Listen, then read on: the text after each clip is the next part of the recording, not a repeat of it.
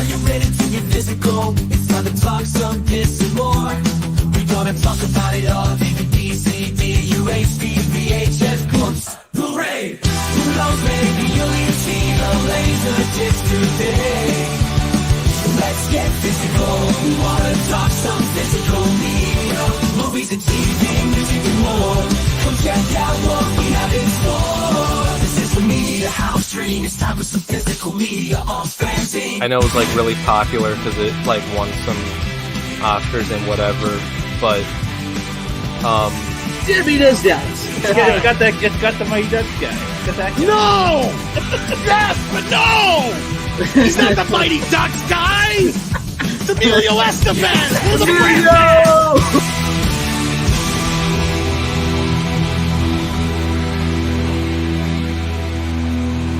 You can never have enough physical media.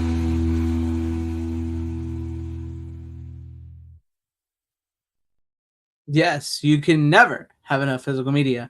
Well, hello, fellow followers. Welcome back to the Physical Media Show here live on FanZcene. With me tonight is the Rookie Critic, and Tom Connors, Midnight's Edge After Dark, will be joining us here in a few. He's running a little behind, but he will be joining us. So how you doing, Rook? Doing crap. On my throat. Doing good. I was gonna do like a spooky sounds, but I totally flubbed it. What? Like, welcome to October, everyone. I didn't even know if it is horror month. Ooh, that's what I was gonna go for, but totally. I don't know. I didn't know if the cough was real or fake or what. It's that time of year. It's that time of year. Yes, it's spooky. We'll start getting spooky around here on the channel here soon and on the Physical Media Show. Don't worry. Well, the movies tonight are definitely all spooky on my end, but I did start getting into that soon. You know, lots of work to do. Lots of work to do. Oh yeah. Yes, so let's see who we got with us tonight in the chat. So we say hi to everybody. Hell to you, Random Brad. Glad to have you with us as always. Tim Hayes, glad to have you in the chat with us, my good friend. I'm supposed to be getting tomatoes playing at Homegrown. All right, that's what I'm talking about, Random Brad. Sweet. That's right. Yeah, I've got a history with tomatoes, man. I squished a lot of them, beat them up, and then they actually grew on my back porch without me wanting them to. Get revenge. That was really weird. That's what happens. What's up, Style section? He says, let's go. Of course, let's go. Salute, deleted scene. Salute to you, man. Glad to have you with us, Steven. And Clark the Shark. Yes, it's a party, baby. It's a party every Wednesday night at 9. Well, it's supposed to be 9:30, but we usually don't get going to almost 10 anymore. Pretty much. Yes, but make sure you like, share, and subscribe. Hell to you, Brian Barth. Glad to have you with us. And Kevin Smith is now overrated. I mean, yeah, that pretty much is now. Yeah. What's up, Corlin Rogue? Hi, glad to have you with us. What is up, Hollowfield? Hello to you, my friend. Glad to have you with us as always as well. And what's up, Cowabunga dude? Glad to have you with us. And hail to you, Dragonzilla. Glad to see you in the chat too. John the Beagle Dad. Hail, guys, from Fort Myers, Florida. Hope you're safe, John the Beagle Dad. Please be safe in Florida. To everybody in Florida, I'm praying for you guys. Hope you guys are all safe and from the hurricane. Be safe out there for real, best you can. I mean, I don't know what to tell you what to do when a hurricane's coming at you. You guys, you know. All we know is that as long as you have physical media, it doesn't matter if your internet goes out. You can watch it. If your power goes out, well, that depends if you got a DVD TV generator ready to go. Yes. As long as they keep electricity. Of course. Yes. Hello, Tyrell72. Live long and prosper to you as well. Tom is coming. He's running a little behind. He said he'll be here. Don't worry. He'll be here. Don't worry about it. I'm imagining him. He's pulling a Ferris Bueller right now. He's like running through backyards, jumping over trampolines, and getting distracted by women in bikinis and stuff. He's racing the clock, guys. He's on his way.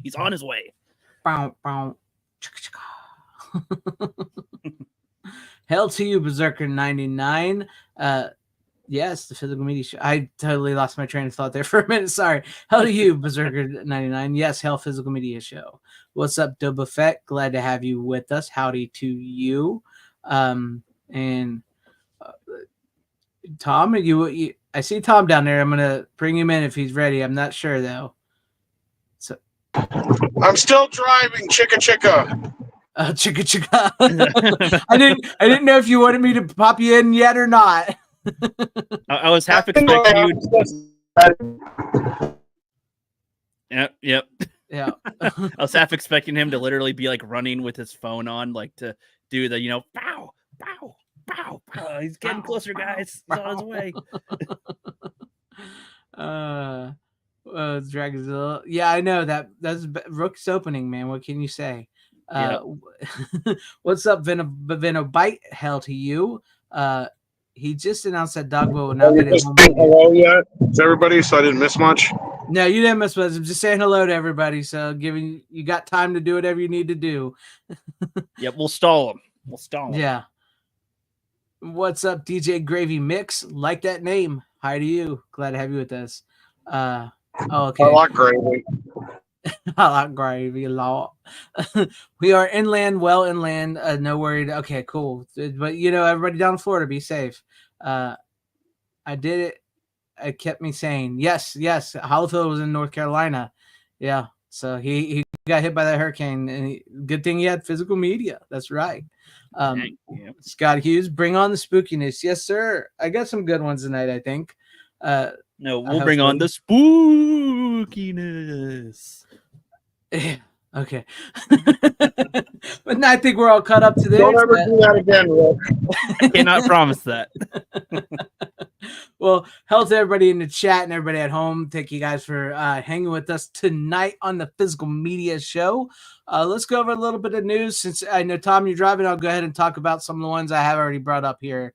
So let me see. What do we have? We have, it looks like we'll be getting Jason Goes to Hell, Freddy vs. Jason, and Jason X all coming to 4K.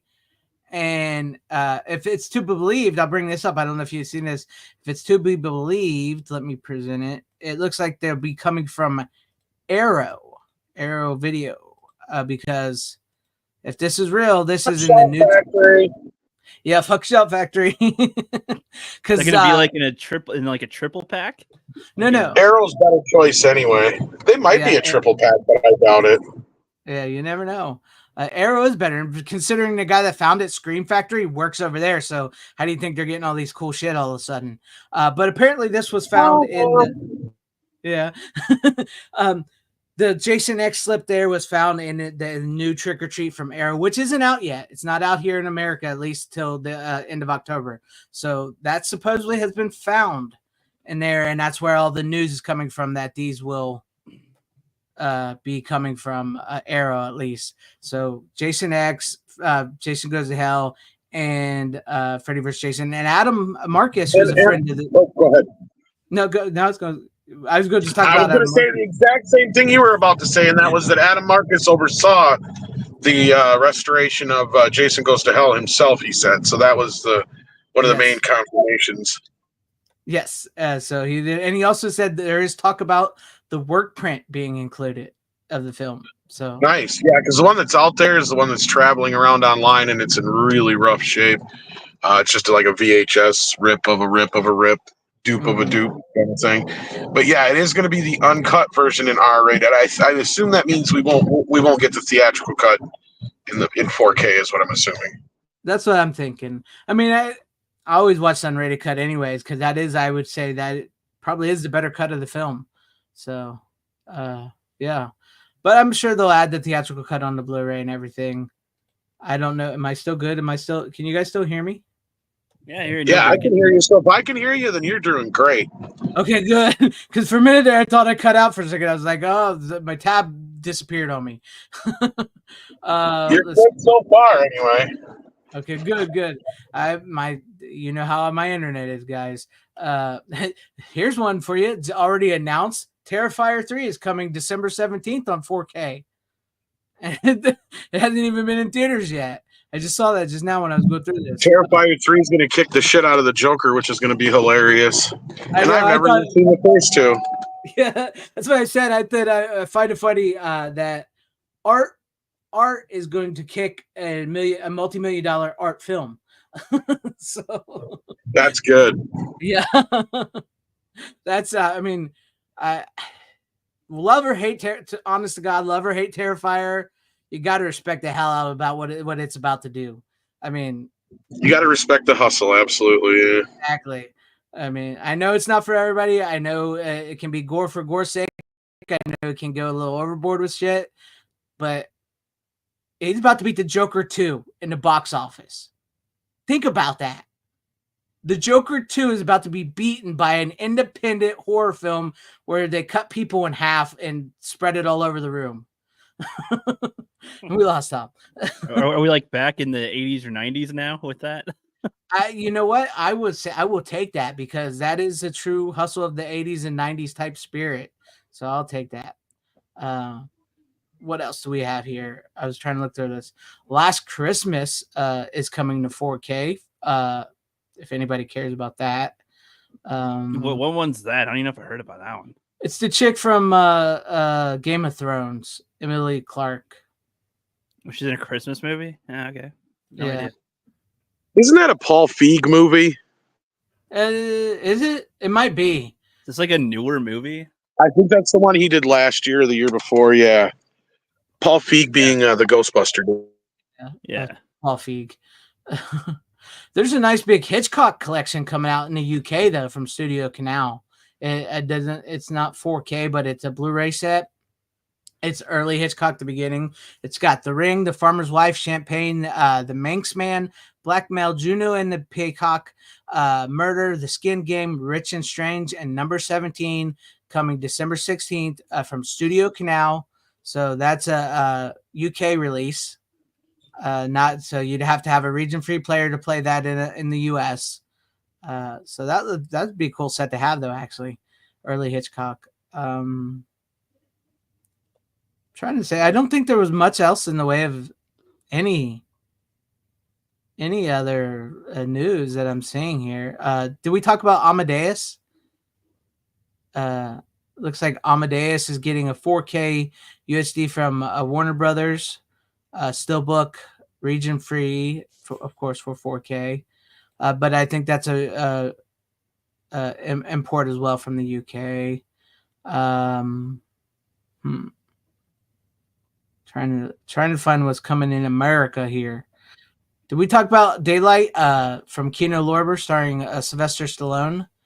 If we didn't, Sylvester Stallone's Daylight is coming from Kino Lorber on 4K, coming soon. Doesn't say when, it just says coming soon from Kino. I think we talked about Orca before. Alien Romulus comes out 12/3 on 4K Blu-ray and all that. And still Pretty quick turnaround for after they're in theaters. Well, that's how they do it nowadays. I mean, Tom's like pop, pop, pop, pop. Yep. That's pretty much how they do it nowadays. You know, there's no that's theater going experience. I mean, I've talked about this a lot in my videos and stuff. It's just like there's so many problems with the theaters nowadays that where people are fed up with the theaters, and not on top of that, the studios themselves are damaging the theaters, and the movies don't last in the box office anymore. I mean, even Beetlejuice, I think, comes out. I think it comes out this month. The new Beetlejuice. Really? Wow. It comes out this month.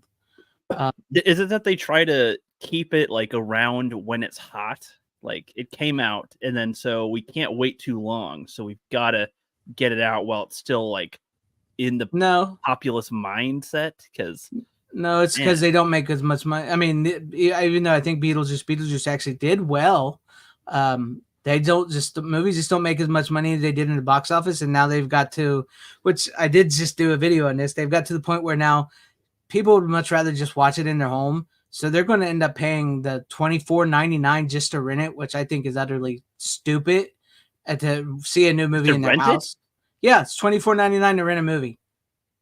Where was a brand new movie through digital services. What? Just to rent it? just to rent it. 24. And if you wait, honest to God, if you just wait, if you do digital, which I don't do, if you just wait a couple months, it'll be $5 to rent it. That's what I was thinking. That's what I was saying. I was like, I mean, on Amazon, like sometimes there's something available for like $2 to $4, $2 to $4 usually to with rent these new the movies. thing for that's 48 after they've been hours. out for. That's after they've been out for a while. I mean, like when a new movie comes out that's still in, technically Beetlejuice and Deadpool and Wolverine are still in theaters, but you can watch them right now at your home through digital, like iTunes, Amazon, all that, and it's usually from anywhere from $20 to $25 just to rent it, and it's like $29.99 to buy it. How do they determine the value like that? Like I don't know. What? Yeah. This is what I'm saying, Collector Shark. I will never spend 20 plus for a 40. I mean, I know people do it. They said 517,000 homes have already rented or bought Deadpool and Wolverine on digital. Which, as we know, digital is actually, if you buy digital, it's still a prolonged rental. It's not, you don't own it. It's not 100% anymore. You don't own that digital file. I think iTunes is probably the closest to being permanent. Yeah, it's I think iTunes is one of the ones that has permanent. Yeah, it's what the deal they made with the theaters. It's the new premium rental price and everything. I mean, it works. They're making money off of it, so you can't deny it. But I still think they're undermining themselves by doing this. Like, I really do. I just feel like it's one of those things. I know we talked about this before the last few streams that we did, but it's like if they could just try to make good movies in general, just try to make some good movies, people will want to go see them in the theater and talk about them and whatnot. And then also months later, when they're available on physical media first, buy the movies, and then a little later, you can watch it on a stream, whatever, say the people like that haven't bought it or something, you literally keeping it like alive longer, like in the populace longer in a way. You literally, like I told you last time, you literally had just described the original home release model. That's literally the original home release model that made them millions of dollars for years until streaming came along and they decided to just put everything on streaming. It's like you have two paths, and it's like, all right, that path is like has sunshine and flowers and trees and it's all great, and then the other path has like spikes and road bumps, and it's like, I'm gonna go down that one. It's like, well, wait a minute. Why not the other one? You go in the same. What? There's technically more money on the other end. I mean, yeah, you might find a few jackpots randomly on the spiky path, but like long term, it seems like y'all are dying. So, what? That's what I don't get. I mean, like guys, literally, there are already literally Blu-rays, DVDs, and even VHS copies of Deadpool and Wolverine and all Beetlejuice available to buy right now. Why? Because they put it on digital, and I've talked about this on a video I did, a great video I did, by the way. If you've never seen it, watch it, where I talk about how the studios have never really wanted people to have physical copies of movies. They've always been against it, and their excuse has always been piracy. But piracy is at an all-time high right now. And those pirates are making lots and lots of money from downloading that digital file, because people can download a digital file. There's ways around it. It sounds easier to do it digitally than with physical, because it seems like more like when you have to have a disc drive, you have to it seems like more work to have it with physical media. Yeah, but people are downloading that digital file and they're making Blu-rays, DVDs, and VHS copies that look legitimate and are selling them. They're selling them on like eBay. They're selling them in stores, other places. Well, not real stores, but like local areas and stuff like that. They're selling them and they're making money. And the piracy, like I said, is at an all-time high right now because of that. And the studios just don't seem to care about that. They really don't. It used to be like the big priority. That's why, oh no, you cannot record things off of TV. That's piracy. No, you cannot have a millimeter, 16 millimeter, 30 whatever millimeter print of our movie. That's piracy. No, you can't do that. You can't burn a disc. That's piracy. Now it's like, here's the digital copy. Do what you want. Which is actually funny you kind of say that, because honestly, I feel like if they laxed off a bit on that kind of thing, that would invite more people to want to watch stuff, to check things out. I mean, I don't know. I feel like when you keep on saying, no, you can't do this, you can't do that, you can't do this, you can't do that. Well, then I don't know. I don't know what they want. Yeah, you literally make them go pirate it. Like you make it fun to do that.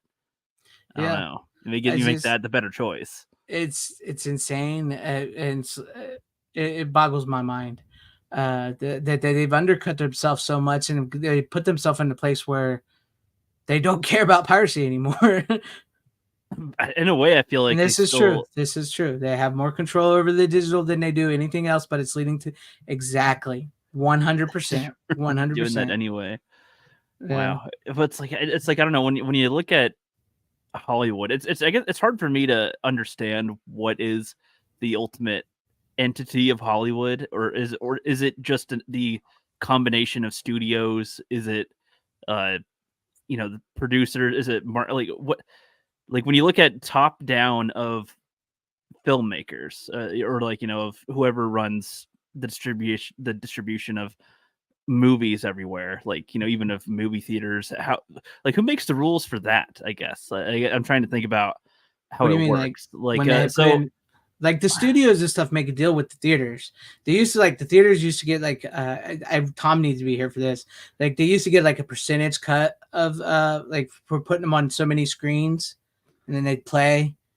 And then then that's they would have exclusive rights to that movie until they released it on home whatever, however they want to release it. Well, right, but I guess what I'm trying to get at is movie theaters aren't owned by studios, though, right? Not anymore. They used to be in the 40s. There was a whole law created about it, but now they've removed that law. Right. So with them not being owned by studios, who makes decisions for movie theaters? Just the owner of the building? Whoever owns the franchise of the movie theater. Whoever owns AMC theaters makes the deal for all AMC theaters. Right. So I guess I'm trying to make a connective thread, because movie theater, movies released in the theaters has been part of the process since the beginning of movies, pretty much, right? There wasn't home video, there wasn't home stuff in the first. No, it was always theatrical first. Started with theaters. Yeah. So I don't know. Part of me just thinks how do they want to get it back, right? They want to get more people to go to movies. They want to get more people to watch their stuff. They want to make more money. I mean, that's the main goal. They want to make more money, and they've seen it be successful in the past. They've seen the improvement of technology. You can watch things on your phone now. Even sure, you can get access to things easier. Sure. How do they? You would think they would just, I don't know, utilize it so much better by now, but they just what have Deadpool and Wolverine. That's what I was trying to get at. So I didn't like the movie, but a lot of people like it. You would think they'd want to make people really want it, but not give it to them until a little time has gone by. It's still playing in theaters in some places, right? It's still it's still there. Hold on 1 second. Why would you rush to get it in their hands immediately once it's out of theaters? There's supposed to be a little brief time of oh man, did you catch it while it's in theaters? I don't know. I can't wait for it to be out, where we can get it. There's that kind of want, a little patience, and then you get it. That's. I'll get right into it. Hold on. I would say good night to John the Beagle. Be safe in Florida. And also to answer your question, it's National Association of Theater Owners makes the deals. And yes, but I will give credit to, not that I really like giving credit to Disney, but Deadpool and Wolverine actually stayed in the theater, and which is still in the theater, longer than Beetlejuice. It's actually, it stayed before they released it digital and before they're releasing it physically. It actually stayed in and is in theaters longer than that. It's actually been in for 3 months, I believe, where Beetlejuice has only been in for a month and a half, I think. Mm-hmm. So, but no, yeah, that's what we used to do back in the day. In the the 70s, 80s, 90s, well, more in the 80s, 90s more than the 70s, because home video didn't come into mid 80s. No, you'd release the movie. if a movie did very well, it would play for a very long time in the theaters and do very well. And then 6 months to a year, you would get the home video release. Like Tom, we've talked about it before. Tom told you it'd play on TV and then it'd get released and all that. That's what they used to do back in the days. Now they've found a way because they want control over it. Because it's like we talked about, it's easier to control the digital file. It's easy, they have more control over it than any physical form, and so they can put it in the theaters for as long as they need to. 2-3 months, and then you can release it on digital at the same time. And that's, like we said, they're like $24.99 for a digital release. So not only are they making the money from the theater, they're making it from the digital release for $24.99. So why would they, Yeah, is it in a way like the accumulate more laziness of people to like want to buy a disc too? Is that? I mean, I feel like that's obvious in a way, but what up, man? He's back. Bueller, you're back. You made it. I did, and I can kick this physical media program off with a real kick. Yes. I'm going to show you something I got. Okay, show Check this out. Now, Greg will probably know what this is, but Rook will be like, what the fuck? Okay, somebody sent me this. Good friend of mine, Joseph. Nice. This is a CED from Japan of Gremlins. That's nice. CED. Yes. It's basically a movie on a record in a caddy. Yeah. It's kind of like a poor man's Laserdisc. Yeah. I remember those. RCA bankrupted themselves trying to make this fucker work. Wow. And it was one of the most... I mean, it was like the dumbest video idea until like DivX and some of those other like discs that like quit working after like 2 days or whatever. Up until those things, it was like, yeah, that was the dumbest idea ever. And then that kind of crap came along and you're just like, yeah, no, that's the dumbest idea ever. Yeah. It's like a little plastic square thing. You put it in and it's like a record in there and it goes into the... It's like a big floppy disk, basically. Yeah. You pop it in and it pulls it out. And then you had to get up about halfway through and flip it over. But that's cool, though. That's quality wise, it's like about the same on par as VHS, but the sound is not anywhere near as good as VHS. So yeah, that was probably one of its bigger downfalls. Besides just it was prone to skipping a lot. Oh, you gotta love those various forms of physical media that have fell off throughout the years. This is why I couldn't believe when people are like, "We're getting back into vinyl." I'm like, why? Vinyl was horrible. Yes, it's better sound than tape, but it's hard to maintain and it is fragile as hell. Well, as we talked about, CDs are making a big now comeback. I've got a buttload of fucking records again. Yeah, no, yeah. The vinyls had their resurgence. Now CDs are starting to have their resurgence. I'm all for that because I love CD. CD was the perfect music format. Yeah. We've got cartridges in no time. You shut the fuck up. 8-track tapes, baby. Yeah. I just seen an article today. I didn't read it though. It said help, I need somebody, click, help, not just anybody, click, help. That's what listening to 8-tracks was like. Yeah. Real. No fucking song. I was on click, or it would fade out, click, then fade back in. Well, what's the clicking for? It's the end of the track. Yeah. Well, like they only have a few seconds at a time or something. All it is an 8-track is basically like 4 or 5 minutes of tape just looped around, and there's 4 separate tracks on the same tape because it's like that thick. Okay. So like, yeah, that's all it is. Oh, so you're okay. Okay, I know what you mean. If a song is like too long, it'll go to the next track.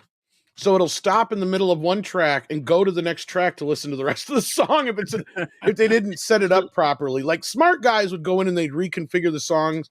The same thing with cassette, where they would fit better on one side or the other. Like with cassette, they do the same thing with 8-track. They kind of move the songs around. It's a smoother flow. Yeah, so they don't get click in the middle of a song. But like songs like American Pie, where it's an 8-minute song. Yes. In the middle of the song, it fades out, click, fades back up to the rest of the song. Or Led Zeppelin songs and stuff like that. Yeah. Can you imagine listening to Pink Floyd on 8-track? That would have been like impossible, just flat impossible. Just getting to the good part doesn't click.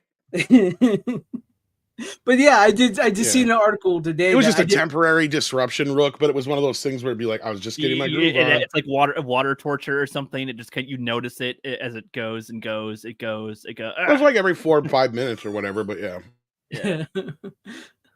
But I did, like I was saying, I did see an article today that said, what do I do with all my music if Spotify goes down? I'm like, CDs? Get music. Right? CDs? Well, that's the problem. People with these digital things, your proprietary usage is on like the app, right? Mm-hmm. For instance. So that's part of the problem is like, sure, I can download movies off my Vudu account, but I have to have a Vudu app, and I think I still have to be online to use it, if I'm not mistaken. Yeah. And same thing with Amazon and shit. Yeah. Yeah, it's insane. I think like I was saying, I think iTunes, I don't know if they still do it, but they were one of the few that actually allowed you to download the file right off the bat. Do they really? They used to. I don't know if they do it anymore. I know in the early days. If they do, I'm gonna get into iTunes because that'd be nice. I don't know if they still do it now, but I know like if you bought any of those movies and TV shows from early days of iTunes, they allowed you to like just download them in like an MP4 format. I thought you had to download it to your iTunes account or whatever thing, yeah. But then like you could go from there. At least that's what I heard. I don't know. So that's what I've heard though. I remember the LimeWire days. Really. Yeah. Well, that's what I heard. That's what I heard. Napster. I remember Napster. Yeah, LimeWire. Jesus, man. Holy crap. Yeah. Ancient stuff we're talking about right here. All right. Well, now that we've got it out of our system again, let's Next get we're into be talking about WinMX. WinMX. That's funny. Okay, I got. Let's see. I got 5 movies in total, but it's 3 picks. Oh wow. Okay, so we're about on the same level. Yeah. So, Rook, how many do you have? 2.5. Okay. Well, we'll just start with. Well, here's my problem, and I didn't get a chance to talk to you before the show. So, like, I watched a movie on digital that I know I have somewhere on DVD. I can't find the DVD. So I ordered another one like I always do, like a dumb shit. So as soon as it gets here, I'll find my old DVD. More likely. But I was hoping it would be here by today so I could actually talk about the movie. But that'll have to wait till next week. So I only have 3 picks, basically. Because I watched a bunch of digital films. You can pull the rule of Rook and just talk about it anyway. Well, no, I'm not going to cheat. I'm not like you. Yeah. I mean, you get one Rook point you can use to cheat. I watched Wolves and Instigators on digital, but I don't know how to present that since it's not physical media on the show. So it's just draw a picture that says the title. No, that's not how the show works, Rook. Yeah, and Rook, be like, this is the movie I'm talking about. And he's been on the show for over a year now, and he still doesn't get it. I didn't go through a character arc. Certain rules to surviving the physical media show. Rule number 1: always bring a physical copy. Never talk about digital. Well, talk about digital, you're gonna get razzed. We can crap on digital, though. We can talk about it negative. To be honest with you, I'm worried about my my never say you got it on DVD because you don't got it on DVD. Yeah, I like that. You know. Oh, you had to talk about that again. I saw that on Toxic Tuesday, didn't you? Yeah. Oh God, I didn't even have to watch it. I was editing most of the time. Watch it. Scream is like in my sleep, just breathing like Scream. To be honest, I thought about watching it because it's October. I think I'm good for now until the new one comes out. Yeah. I'm just hoping they come out and say, yeah, we're just gonna ignore the last 2. That would be great. That'd be a really good idea. I wouldn't care if there's a 3rd movie called Scream if they do that. Actually, you know what you call it this time? Screamed. Or Scream Again. Yeah, well, I think that's already been used, but still. So it's Scream. It has. All right, let's get to Rook. What do you got for us? What's your first pick? Rook? Let's get on with the disappointments. Yeah. Okay, I'm sure you'll be disappointed with Galaxy Quest. All right, what'd you think? Loved it. Yes. Of course, you did. Finally. Weaver is peak hot. Alan Rickman, Tim Allen. I have even one the- goddamn job to do on this ship, and I'm gonna do it. Yes. When they're doing that, I was seriously when he's saying the thing, and then she's just her computer, and then just talking to the computer. I was like, well, okay, she's just repeating the thing. Okay, is it because he's forgetting to say computer, like Siri, blah blah, or something? And then yeah, No, it's one making job, fun of I'm Uhura gonna do only it, and then she gets the being job. I was like, basically oh, yeah, okay. making That's fun it. of One Uhura job. being on Star Trek, being the only woman on Star Trek, and what's her job? She's the communications officer, so she's basically just an operator. Yeah, but Yeah, I yeah. got the joke once she said that. I didn't grow up with Star Trek and I haven't seen Star Trek, so I didn't. But then did that? I was like, okay, the woman character on the thing. Gotcha, nice. Yeah, they were either a doctor or a communications officer usually. Right, yeah, a nurse or something. Yeah, no, even the design for the bad guy, like for this being like a spoofy parody kind of a movie. Like, Well, they took that part pretty- seriously, yeah. was that based on any specific villain or character in franchise or Nope. anything? No, it's just Some say it was based on Ellen DeGeneres' butthole, though. I can believe that. I can believe that. That was a good one. That was a good one. No, I love the character for that. I forget his name that they had for the bad guy. I don't remember what they called him, but something like Zurg. Who knows? They're all Zurg. He came off. I thought it was like Forrest Whitaker under there, the way that he kind of talked a little bit, but it's not. Some other completely different guy.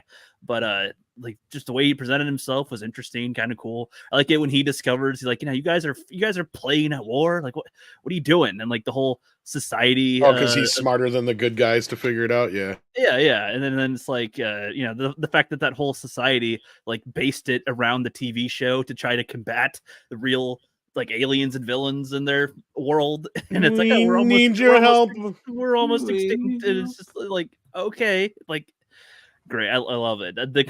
This is, I think so I think I asked you guys this question before about like what's a better like parody or spoof, like Spaceballs or Galaxy, like what's the better ones? Now do you understand the difference between what we're saying here? Like, this is not a straight up airplane style comedy. This is more of, oh shit, real people put in a weird situation, fish out of water kind of thing. But yeah, fish out of water. And also like they have like the actors acting, they're acting as the characters, but like I like to just kind of seeing like the way that they kind of feel about it. Like they're like, there's got all these fans, it's great, but like it's so goofy and weird, and it's like everyone else would just kind of see this as stupid. So but Alan Rickman and them, they're of course just like actors like or is this what we should keep on doing? He's trying to have principles. He doesn't want to say the line specifically anymore. My Grathpart's hammer going along with you it. Shall be avenged. What do you think about Guy? A guy, I like that they literally didn't give him a name the whole time. I don't even have a name. And then at the end, they still didn't. His name is just Guy. Yes, his Guy. His name is still Guy with a last name, but he's still Guy. Like, oh my god, they might kill Guy. Yeah. Like the fact that they literally are saying that they're not like the. I think it's because they didn't play it. It came off as funny because they didn't play it like well, that just happened kind of a thing. They're like in the moment, like serious, but it's goofy going on. Like I like open that. Did you guys even watch the show that you were even on? That the teleportation thing. I like the fear. Like when it was mentioned, a teleporting thing. I don't want to have that happen. Oh no, it should be just totally fine. Oh, we never tested it on like living things before. Okay, let's try it.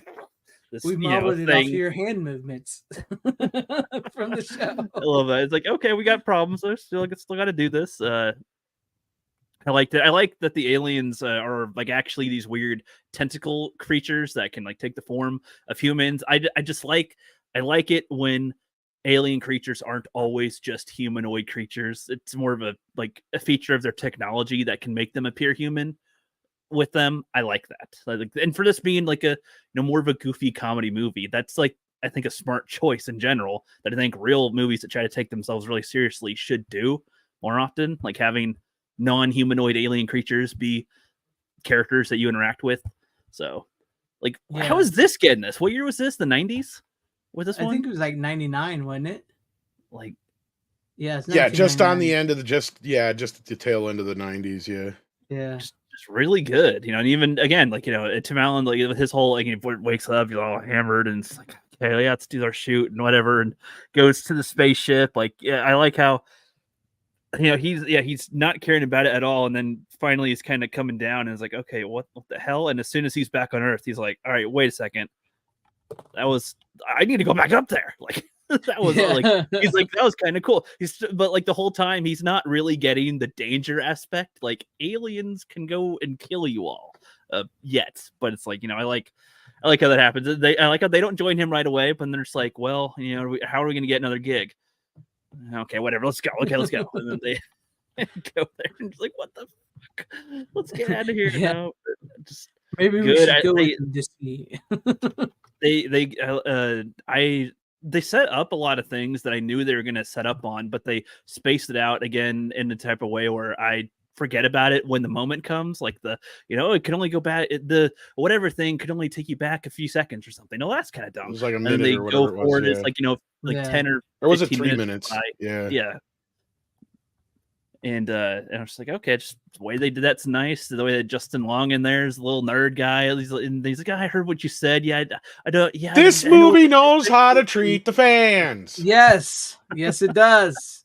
Yeah, well, and yes, they show we're nerds. Yes, we're geeks. Yes, you can make fun of us in certain ways, but guess what? Because we are good humored. But you don't have to make us idiots or fucking incels or fucking bad guys all the time. He even actually has a girl on his squad.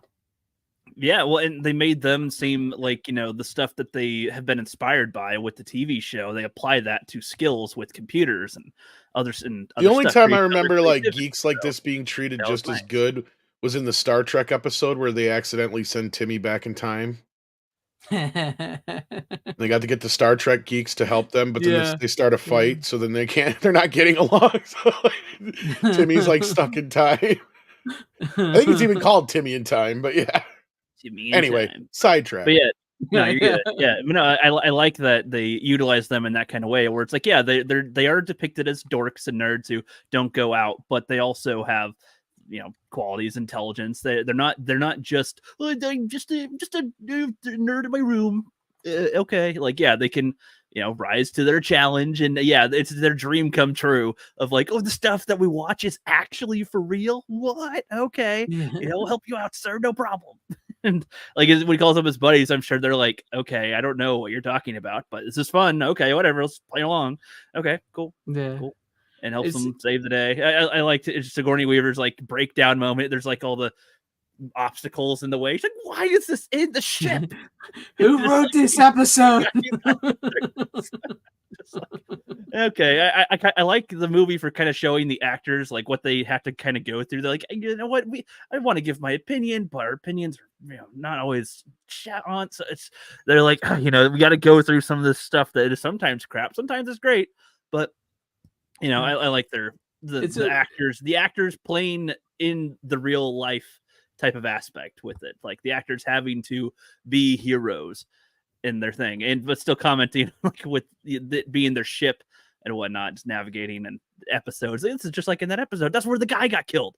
Maybe you're not a guy that gets killed. You're the comic relief or something. Yeah. Okay. A lot of good stuff in here. A lot of good stuff. It is. It's a great love letter to, like Tom was saying, it's a great love letter to not only like Star Trek, but to nerd and geek culture in general, especially with like that how they put in like Justin Long and the nerds into it, and they at the convention and everything, and how it all works together. It's a great little love letter to all that, and that makes it happen. And yes, Brian Barth, I would say it's slightly based on William Shatner. Of course, I think he's more like Tim Allen's characters, like an amalgamation of like all those like, yes, William Shatner, Captain Kirk, and all those sort of put into one character. That's the way I see it, anyways. And and I know you asked if it's his best role. It probably is his best acting role. I mean, I really do love Home Improvement. I think it's great, but I really think this is like when you think of Tim Allen, you usually think Santa Claus or Home Improvement, right? You don't. Some people think Buzz Lightyear in a way. Yeah, Buzz Lightyear too. But I think this movie in general is like the best role because you don't see Tim Allen in this movie. right? Yeah. Like you see Tim Allen and Buzz Lightyear now. You see Tim Allen and Santa Claus. You don't see Tim Allen. You see Jason Nesmith. You know, you see him as this character. Probably his best acting role. And plus, so. I mean, he's surrounded by Sigourney He's Weaver. channeling like his inner Shatner too. That's exactly. The other thing. Yeah. It helps. No, Yeah. Sigourney is peak hot in here, man. I don't know. So I was like, damn, Well, and man. she's there obviously because she's a sci-fi queen, right? Like it makes sense. But it's still like they made her just look really And good. I They like didn't have that to make Alan her look Rickman's that not good, playing a bad guy. know? You know, Yeah. it's a nice Yeah, change. he's like, you know, just he wants to be respected, but he's still doing this goofy kind of a thing, and He's your I typical like how like British snooty thespian type. Yeah. yeah, I like how he even like kind of Oh, Wild Hogs is crap. I hope you're kidding, Cowabunga, dude. Oh yeah, didn't like that one either. Wild Hogs is a movie I wish I could forget. Yeah, I hardly remember it, and I have seen it. Yeah, I know what you mean. But no, like I like how also when when the villains are winning basically, and they've basically won, and he has to tell them that he lied, and you know earlier they were like, you know, oh, you know, lying. I forget the specific wording that they did, but you know that's just awful. You know, why would our heroes share the traits of our enemy that you know are deceitful and say one thing and mean something else? And in this goofy kind of movie, that was like a serious scene. That was like taken kind of seriously. And there's a couple of like funny-ish things that happen in that same scene, but not in a way that undercuts what they're saying. He's like, you know, you put your faith in us, and we're just actors. And he's like, you know, our people are dying. Like, what? Like, I like that, and that you know, I don't know, like that was a good element to have in the movie instead of just making it entirely goofy. Like, oh, derp, we're doing this, and your whole people are getting killed. Like they kind of use that too, as like they feel guilty for them putting their trust in them, even though there's still just a crew of actors in there. They, you know, they make it make sense why they would still stick around to try to help the guys beat the aliens and whatnot instead of just going home or something. So yeah, I mean, overall, really good. It's a very smart, very well acted comedy love letter to, I think, sci-fi fans. Yes, it's very much Star Trek, but it's also, I think it encompasses so much more than Star Trek. It really is. Yeah, it does feel like it's more genre in general for a lot of these types of things so that have been around up to that point with movies. I mean, even again, so this is kind of funny. So like they're with them being actors, a lot of it can feel meta in a way, but it doesn't feel gross, you know, like how a lot of modern meta stuff and people talk about things or like that, you know, this is the part where this character would die and I'm not gonna die. Like I could see a modern movie do that same kind of scene. It's just like tiring, like, okay, whatever. But with this, it's like they maybe it's because the way they portray it, they're not trying to goofily tell a joke. They're characters that are on the scene that are like, I don't want to die. Yeah, that's how it would be like in a movie. We're actors. This is what we're referencing. So yeah, I mean, well, this movie was also before a lot of the, like, we get a lot of those type of movies now, but this movie was like one of those few that before all that, so you know, it knew how to do it. So, but good pick there. Good pick. I mean, you actually had the chat on your side tonight, Rookie. Yep, good. Yeah, they I approve of this. I finally saw it. They've been wanting me to see this for a while, the chat. So, saw it, guys. I saw it. Oh my gosh, I did forget that he was in the Shaggy Dog with Robert Downey Jr. Oh, yeah. I didn't know Robert Downey Jr. was in that. Yeah, Robert Downey Jr. is in the Shaggy Dog with Tim Allen. That was one of his movies before he became, I think, was it before Iron Man or after? I think it was before Iron Man. So, yeah, I forgot about that. No, but I mean, we'll probably be talking about this movie again soon because it's coming out on 4K. So I'm sure Tom and I will have that event on 4K. So, yes. Nice. Any final words before we move on to Tom? Nope, that's about it. All right, Tom, if you're ready. All right. Well, where to begin tonight? Let's start with this one, because this one confuses the piss out of me in a weird way. I understand it, but what confuses me is how it was so much of a success and how it got sequels. The movie is called Boogeyman, and it's from 1980, I think it is. Yeah, 1980. One. No, this has nothing to do with Stephen King. This was an independent feature made by a husband-wife team. The wife's in the movie. The husband directed it and I think wrote it and all that shit. They co-wrote it actually, I think. Oh. And it's basically a blatant ripoff of Halloween until it isn't. I've never seen this one. It's so- basically if they took Halloween, a little bit of Exorcist, maybe not so much Exorcist, but more Amityville, Mhm. kind of, and just like spun it around in a blender. It is a weird fucking movie. It's not one I can necessarily recommend. I mean, the 4K scan by Vinegar Syndrome is great. I mean, as far as the disc goes, right? I mean, that's fine. Mhm. But the movie itself is, I guess, I guess you could call it one of the more competent Z grade level rip-offs of that era, I guess. But the basic concept is this brother and sister witness, or actually this brother and sister are watching, they're outside one night. So it starts like almost the exact same way Halloween does in a weird way. But kind of reversal. You'll see when I get here. It's kind of weird. So like they're watching their mom and her boyfriend make out and fuck around on in the house while they're standing outside watching and through the window. And they're like, the girl's like 6, 7, maybe 8 tops. So the boy's like 8, 9, 10 maybe. So like they're watching, and the boy all of a sudden goes in and they get yelled at or whatever, and then he goes in and fucking kills the stepdad in front of With his what? sister with a knife, just Oh, okay. like Michael Myers. With what? Yeah, I was like, just- he's got bungee cords. So like, all of ah. a sudden, but the catch is okay. So the catch is my crotch on fire? No. Saw the smoke from here. Oh no, that was my cigarette. No. So she witnessed it all, but she witnessed it watching from the doorway, seeing it through a mirror. Right. So there's a mirror like up over to the left of the bed or whatever where it happened. And so she's seen from the door, looking at the mirror, seeing the reflection. So that plays a big integral part of this. So you go along, so then it jumps ahead years later, and her brother is living with her, and they're living with this aunt in some like town. I can't remember where it was. I don't know if it was Oregon or Colorado or somewhere like that. Somewhere down there. Anyway, like some of the worst acting I've ever seen in a movie. Like just stagnant acting. Like they literally just grabbed whoever the fuck they could to be in the movie kind of thing. Like, Hey, you want to be in this? Get in here. but it looks competently shot, right? Like, I mean, don't get me wrong. Like, I mean, the score is clearly a Halloween ripoff, but it's all right. The acting is not as horrid as like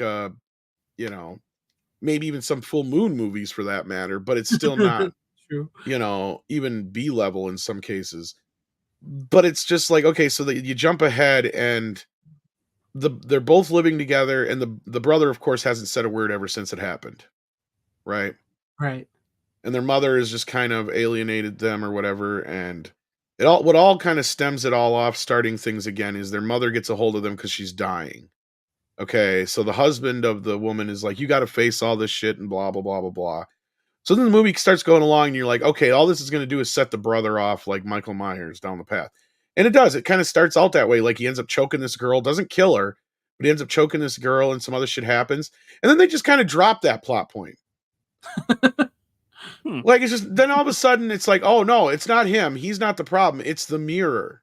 Because they end up bringing the mirror home like dumb shits. Because they happen to go to the house, and some other family's living there, and the mirror, of course, is still on the wall. Really? After all these years, yeah. So, and they just happen to be selling the house. So the husband's like, "Yeah, we're here to look at the house," and so she breaks the mirror accidentally. So then the people in the house said that their mother used to tell them about this legend that if you break a mirror, anything that happened that was bad that the mirror saw would be let loose. So now you see where this is going. Yeah. So now all of a sudden, instead of the brother being the killer, because the stepdad really didn't do anything. Oh no, I take that back. He did. He tied the brother up to the bed. I forgot. That's right. So he used to tie the brother up to the bed at night so he would stay in bed. Well, the little fuckers were being peeping Toms. I mean, like, this whole movie doesn't make sense in the end, because then, like, so all of a sudden, so then, like, the entity of the dad, the stepdad, is killing people. And so anytime, like, a piece of the mirror is anywhere, like, because they think they cleaned up all the mirror, but they didn't get all the mirror pieces, right? So it's like, this is the plot. And so people just start dying like in like weird Final Destination ways, Right. because it's this entity ghost thing that's doing it, and it's just fucking weird. And then the movie ends, and then you realize, and I looked it up, there's a fucking sequel, and the same people made it. Like, it's like, what the fuck? So like the wife is back. I don't know if the rest of the cast is back, but she's back and stuff like that. And it's like, what the fuck? Like, okay, so now I got to find this other stupid movie. Oh no. now you got to find the sequel. And I guess this is an unrated cut I watched here, if I remember right. Or no, it's just there's just one basic cut. That's a different movie I'm thinking of. Never mind. This sounds very much like a movie, a newer movie. Stars Katie Sackhoff, the red-haired chick from Guardians. What's her name? Oh, I kind of think I know what you're talking about, but I can't think of the name of it now too. Yeah. What is that girl's name? That red hair girl's. I used to know her name. I can't think of it. Anyways, it deals with like a whole like mirror, and like her brother was in mental hospital who was for possibly murder or something. Yeah, it sounds very much like that movie. Oculus. Yeah, I believe that's what it was called, Oculus. So yeah, that sounds very much like that movie. Karen Gillian. Thank you. Dracula says, you want to watch the sequel, Tom? I don't want to, but it's like I have this strange urge to now. Well, it's like completion anxiety. I get that. I've done that too. and matter of fact, that goes into a pick I have tonight. All right, what do we got? Because that's all I have to really say about that. Okay. That's why I picked that first. That was like, oh my god. And I was expecting, and it starts out kind of promising too, right? And you're like, okay, I can see where this is going. It's just going to be a blatant ripoff of Halloween. But then it just takes that weird left turn, and you're just like, what the fuck is going on? Right? What is this? Yeah, do you know how many movies are called The Boogeyman, though? I know there's that's one the problem too. Yeah, I seriously thought of 3 different movies when you said there's that. At least 3 or 4, if not maybe more, right? Like, but this is clearly like they were clearly trying to bank in on the whole Halloween. But that's the thing, is you don't get a mass killer. It was like that was clearly where they were headed, and then it was like at the last minute somebody goes, you know what's a better idea?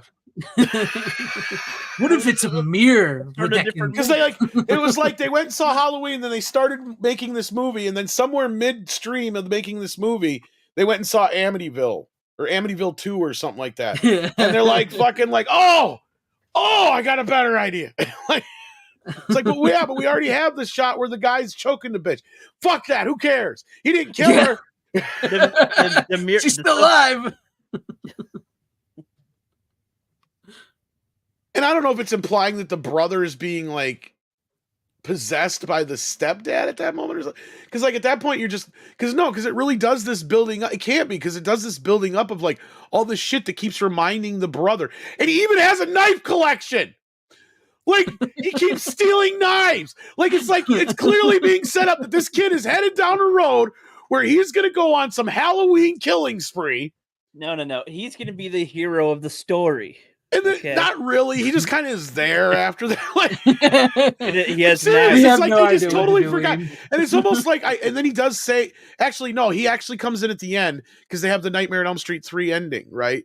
Because like that's how they destroy it, is he finally says something or whatever and blah, blah, blah kind of thing. But either way, like, and his acting after that is really bad. So it's like, oh, so that's why you didn't have him fucking talk through the whole movie. Because I guess it's that actress's real life brother, right? So that's what I'm saying. Like, this whole thing is like a family affair, right? And then you've got all these like just day players or something in there. Anyway, what do you got for us, Greg? Okay. Speaking of completion, is I went ahead and I watched Night of the Living Dead. Of the Living Dead. And then I watched Dawn of the Dead. I don't have the 4K. I know, but I need to get it. I need to get it. And then I watched Day of the Dead. So I watched all 3 of the Dead trilogy from George Romero. Whoa. Yes. Whoa. Yes. I haven't watched all 3 of them back to back like that in a long time. Really? Yeah, and it's been a while since I've watched. I mean, I've watched them, but I've not all 3 of them back to back like that. Right. Is It that was- is that a trilogy of movies or just movies made? Yeah, by it the is. same guy It's that a are trilogy, yes. Yeah. And you really, when you watch them back to back like that, you really see the trilogy aspect of the movie because they can each be watched separately. You can watch them separately without having seen the other ones, but when you watch them all together, it really flows. Like it really, like Yeah, you can the kind of fir- see the apocalypse happening in the background Yeah. of the stories, kind of in a of way, each movie, yeah. Because like the first one, Night of the Living Dead, it just happens, right? These people First are stuck night, in the first night. These people are stuck in this farmhouse. This thing went over. I did believe it was like a meteor or something went over that they hear on the news, and the dead start coming back to life. So they don't know what's going on. So the world is still sort of the world. It's just in this movie, it's contained to one little farmhouse with these people trying to survive what's the change in the world. And then you move over to the Day of the Dead, or Dawn of the Dead, I mean, and it's you can see where the world has started to fall into chaos because now you've moved into a city and you see what's going on in the city. And so like these two cops and this newswoman and her boyfriend fly out and go in. I was always kind of under the impression that, like you said, first night was Night of the Living Dead. Dawn of the Dead was kind of like a few weeks in or a few days in, like a week or two a little in. more into it, yeah. And then Day of the Dead, though, is like 4 or 5 years later. Yes. Because like even when like in Dawn of the Dead, when they're flying away from the city before they get to the farm, before they get to the mall, they fly over like the farm area, and that really feels like you're seeing that area where Night of the Living Dead happened. Yeah, because you see like them hunt down the ghouls. By the way, they're called ghouls. They're never called zombies. Never called zombies. Yeah. Well, it's because Romero, rightfully so, says zombies doesn't mean the Walking Dead per se. It's more associated with the voodoo religion, and what a zombie generally is a slave of sorts. It doesn't necessarily always mean that they're the Walking Dead per se. Mm-hmm. So, like, zombie just means that you're not of your own. Under your own control, basically, is my understanding. Somebody correct me the proper. Is that one of those like words that got appropriated? Over misused. They are the Living Dead. They are the Walking Dead. Yeah, I mean, honestly, you could probably call them Nosferatu, and that'd be more appropriate, to be honest with you, because that's all Nosferatu means is the Walking Dead or the Living Dead. Yeah. I mean, I think it's the term that people just started assigning to it. I think. Does Return of the Living Dead even? I think it came into popularity in the 50s or 60s. They kind of started appropriating it as a catch-all for that kind of a ghoul. It sounds like zombies are more a specific category of what you're talking about. Like, you wouldn't call like a vampire a zombie. You wouldn't call. And thank you, Clark. I guess I got it right. He said great analysis of the terminology. That's kind of the way I always understood it, right? Yeah. Interesting. That's about how. Yeah. What year was the first? What was the Night of the Living Dead? Night of the Living Dead. 68, wasn't it? 67? Yeah, 68. 1968 for the original Night of the Living Dead, and I believe like 1970. Late 70s, 78, I think it was for Dawn. And then 85, I think it is for Day of the Dead. Yeah. No, and really, actually, a few movies on the other end of this, although I don't like anything all that much after Land of the Dead. Yeah, Land. Like the broad, if you kind of step back and take a look at the broad series, especially those 4, it's basically like the first film is kind of commenting on the chaos of the 60s. The second film is kind of commenting on the chaos of the 70s. And the third film is kind of commenting on the chaos of the 80s and the Vietnam War. So like that's kind of where they're coming from. And then the 90s, he didn't do one. I think it's just because things were just kind of even keel in the 90s. I mean, for the most part. I mean, the 90s was he didn't really have much to say then about it. Like he was busy doing other shit. But then when the aughts come around, that's when Land of the Dead came about. And that was that after 9/11. I was gonna say that felt like it was very inspired by a lot of that kind of post world, if I remember right. Yeah, because it has the class thing, the elitism, and the city and the tower and all that. It came out 2005. Yeah, I was gonna say it does have kind of a feeling of that whole kind of like post 9/11 world. Kind of thing to it. Yeah. And some people consider that a much different film than the first 3. Although to me that's like the end of the series. It's not a trilogy, but it's a quadrilogy. Quadrilogy. Yeah, that word. I almost see it like how I talk about Scream 4. It's like Night, Dawn, and Day are a trilogy. Land of the Dead is the epilogue because it does like once you get to Right. Day of the Dead, you got Bub. Where the zombies are actually, the ghouls. Sorry, I almost slipped there. The ghouls are starting to learn. At least a couple of them are. Like Bub, he can be taught. I He's love starting Bub. to. That's one of the reasons why Day of the Dead is my favorite of the three. I know you. I know. I really had fun Say with it this hello, time. Aunt Alicia. Wait a sec. So I think I've seen Land of the Dead. Maybe it's the one where one learns how to fire a gun and then like directs the zombies to walk in the water or something. That would have been Land of the Dead, and that's Yeah, really Land of the paying Dead. homage to Bub. Yeah, because the what do you call him? The mechanic or whatever, main guy. Yeah, he's very much a Bub type. Right? Doesn't it say Joe or on something it? like that? His name is Yeah. And I think there's like a minor cameo of Bub somewhere in there too, if I remember right, or some little homage to him, if I remember correctly. But yeah, Bub should have got his own fucking movie. Like, yeah, Bub was great. But so no, I was asking. So, what were there like zombie-esque movies that weren't vampires? Kind of I was getting at before Night of the Living Dead, or was this like? There was some, but again, they're more like ghouls or like bloody or flesh eaters and stuff. Like sometimes they'd be called like flesh eaters, cannibals. Yeah, like zombie so I guess, cannibals. So I guess like to be specific, like based on the walking, like the behavior, like the walking slow, they were dead. That all comes from George Romero. Around and Romero really kind of solidified that version, and that became like the version that most people copied. And then when you did get to things like Return of the Living Dead and such, which are really kind of de facto in the same universe and such, in a weird way. So I mean, for a while, I mean, those movies informed what we think of now as the modern, quote unquote zombie. I hate using the term, but The Walking Dead, I like to use better. To where they even use that term for the show and the comic book that inspired it, Walking Dead, right? So and those are straight up Romero zombies for the most part. Like, I mean, even the guys that made it all flat out say that, like, oh yeah, these are basically under the same kind of rules. Yeah. Oh, okay. And I actually think this is where zombie became the de facto, the Italian movie. Kind zombie. of. And I have Zombie 2, a 35mm rip of it. I haven't watched it yet. Because didn't they take Dawn of the Dead and recut that into Zombie 1? Yeah, because he worked with Argento. Dario Argento, yeah. Yeah, that's why the rights issues with Dawn of the Dead are so messed up and why there's so many multiple cuts of the film, because Argento took the film himself for the rights he owned and re-edited it completely.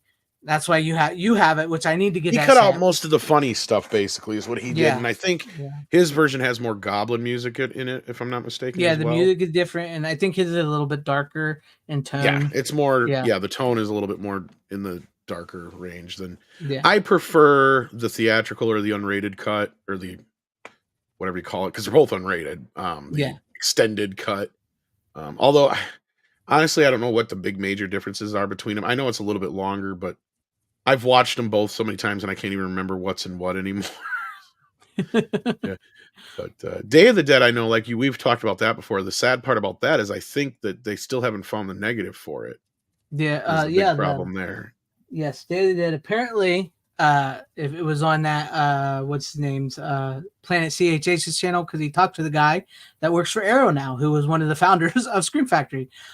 They lost even the elements they used for this Blu-ray, for this one. So which probably would have been like a safety print or something. Yeah. So that's not. I mean, it's Ray print, but it's not the greatest. Yeah. So this is probably the only version. Which one is that? The Scream Factory one? This is the Scream Factory one. See, actually, the Anchor Bay one has a better scan as far as I'm concerned. Does it? Yeah. See, I think it's out there somewhere. Just I think when between the time that Romero died and whoever has because is that owned by the same guy that owns Dawn of the Dead too? The rights to it? No. Okay, so I don't know where they're at or who owns it, because it's like Largo Entertainment or something was what it was under, I think, initially. But I don't know if I wouldn't be surprised if in a few years somebody discovers the negative like in like Romero's closet somewhere, or somebody's closet somewhere, because I can't imagine why they would lose the negative on that. Or was it Lorimar or somebody like that had the rights to it? I mean, Largo Entertainment sounds right, but yeah. I think the same guy still owns like all Romero's films, though, right? That's what I was thinking. that's Is I think he controls yeah. the rest. He probably has the negative somewhere. He might have it. Yeah, because he wouldn't let him do the Martin cut, the full. See, that's what I'm Martin. thinking. Yeah, Yeah. because there was that deal he had with Romero to where he owns like the rights for some reason to a bunch of his movies. But I've always kept this because at the time this was a very rare Blu-ray. It was almost impossible to find. Well, it's still kind of worth some money in a weird way, but yeah. I mean, if you have that, and then you have that 4 or 5 disc DVD set, you're kind of set otherwise too, except for having the full-on HD or 4K versions of the other ones. But yeah. But it's just like I hadn't watched them all 3 back to back in a while. Like I've watched them through the years separate one at a time, and it's been a long time since I've watched all 3 back to back. And I was like, I started watching Night of the Living Dead, and I was like, I gotta, like you, I was like, I gotta see them. I gotta keep moving on. Well, so I kept moving on until I saw all 3 of them again. We have sourced a 35mm scan of that.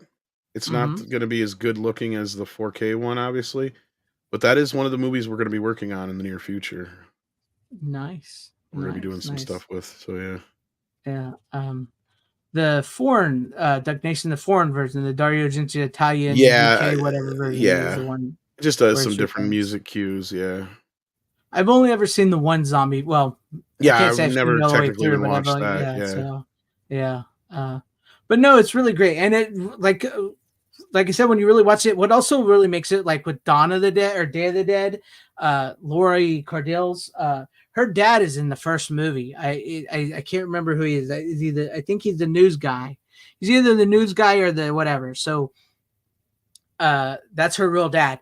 So it really plays out like that's how I see it as a connection. Is like that's her dad in the first movie, and this is where she's at by the time because like Tom said with the last movie, it's really like, okay, we saw what happens on night 1. When the people going through this, and then we saw what happened when the world's falling apart. People are leaving the cities and leaving the countries, or the people in the country are just like shooting the ghouls. People are holding up in the mall. Now we're to what would the military and the science complex people be doing? And it's a very small branch of the military, just very small few military men and a couple scientists, and it's very much like commentating on the Vietnam War and everything. And so it's a much more different film than Dawn of the Dead, because I know because some people really, really liked Dawn of the Dead, which it's one of my favorites. And then you get to Day of the Dead, and it's a bit of a different style, but when you really watch them all 3 together, it all flows perfectly, and it really encompasses of what the world like.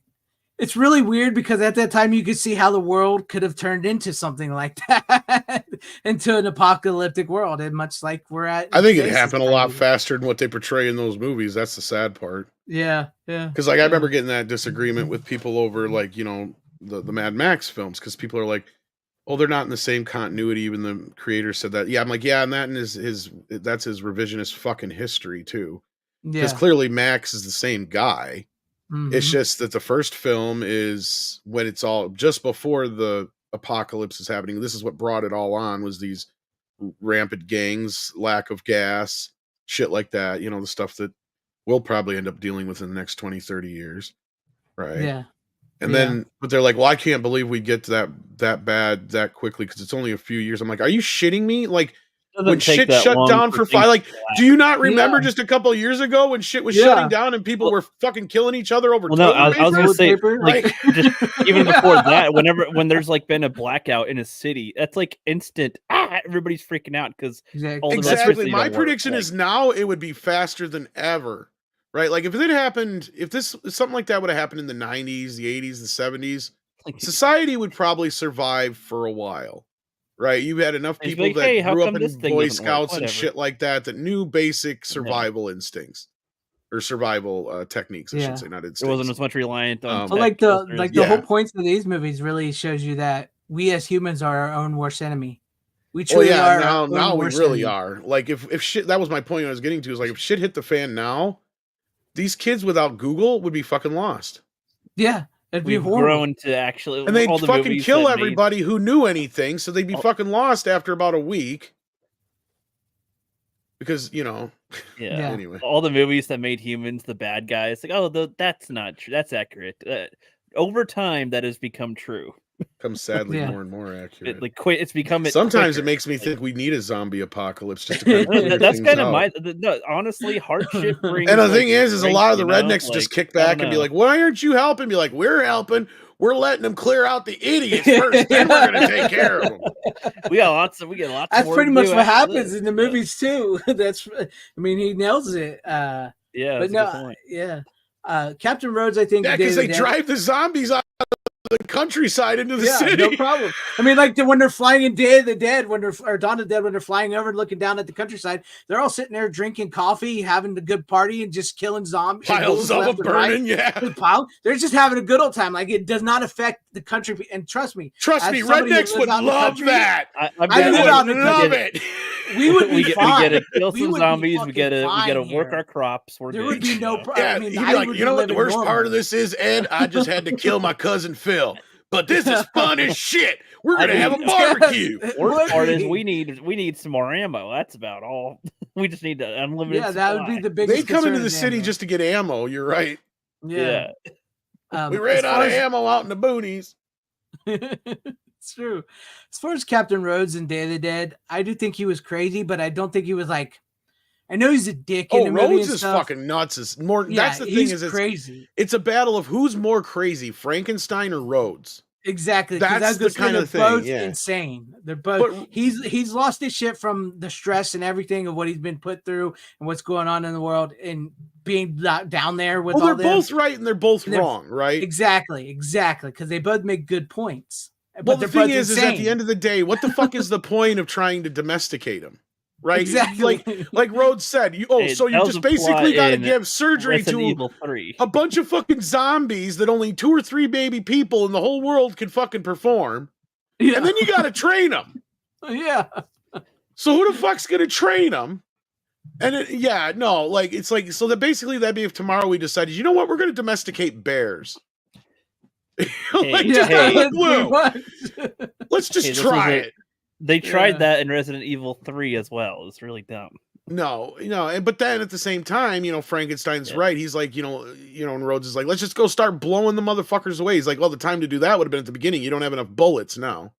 Yeah. He's now like, you're- they yeah. outnumber us like Literally. 1,000,000 to So 1 or do whatever. you have Yeah. billions Yeah. of bullets? No. Well, what are you gonna do? Like, Yeah. And yes, Brian Barth, the rednecks will survive. Yes. They They're probably are the only going to ones who survive. will, besides the rich fuckers who will be down in a Down in their like underground. basically where they're at rich Day of the spoken Dead. hillbillies Yeah. will rule the world. And Day of the Dead afterwards. is not far off. That's probably where a lot of those people would go, because where that is the salt mines in where is it, Wyoming or whatever, I believe it is. That's Yeah. where they keep a lot of the records and stuff, and they're not like they keep a bunch of film negatives and shit down there and all kinds of shit down there. So yeah, Yeah. tax records. time capsule shit, basically. Well, Yeah. just important information and stuff. If in case, for one, like the films are down there because it's a controlled environment, because it's at a Mhm. constant humidity and constant level of Yeah, they won't decay. temperature. But as far as like the other stuff that's down there, there's stuff that's like old stuff from everything from like the government to old computer stuff to whatever to where people even just store their boats and shit down there. Yeah. So- Go ahead. I was gonna.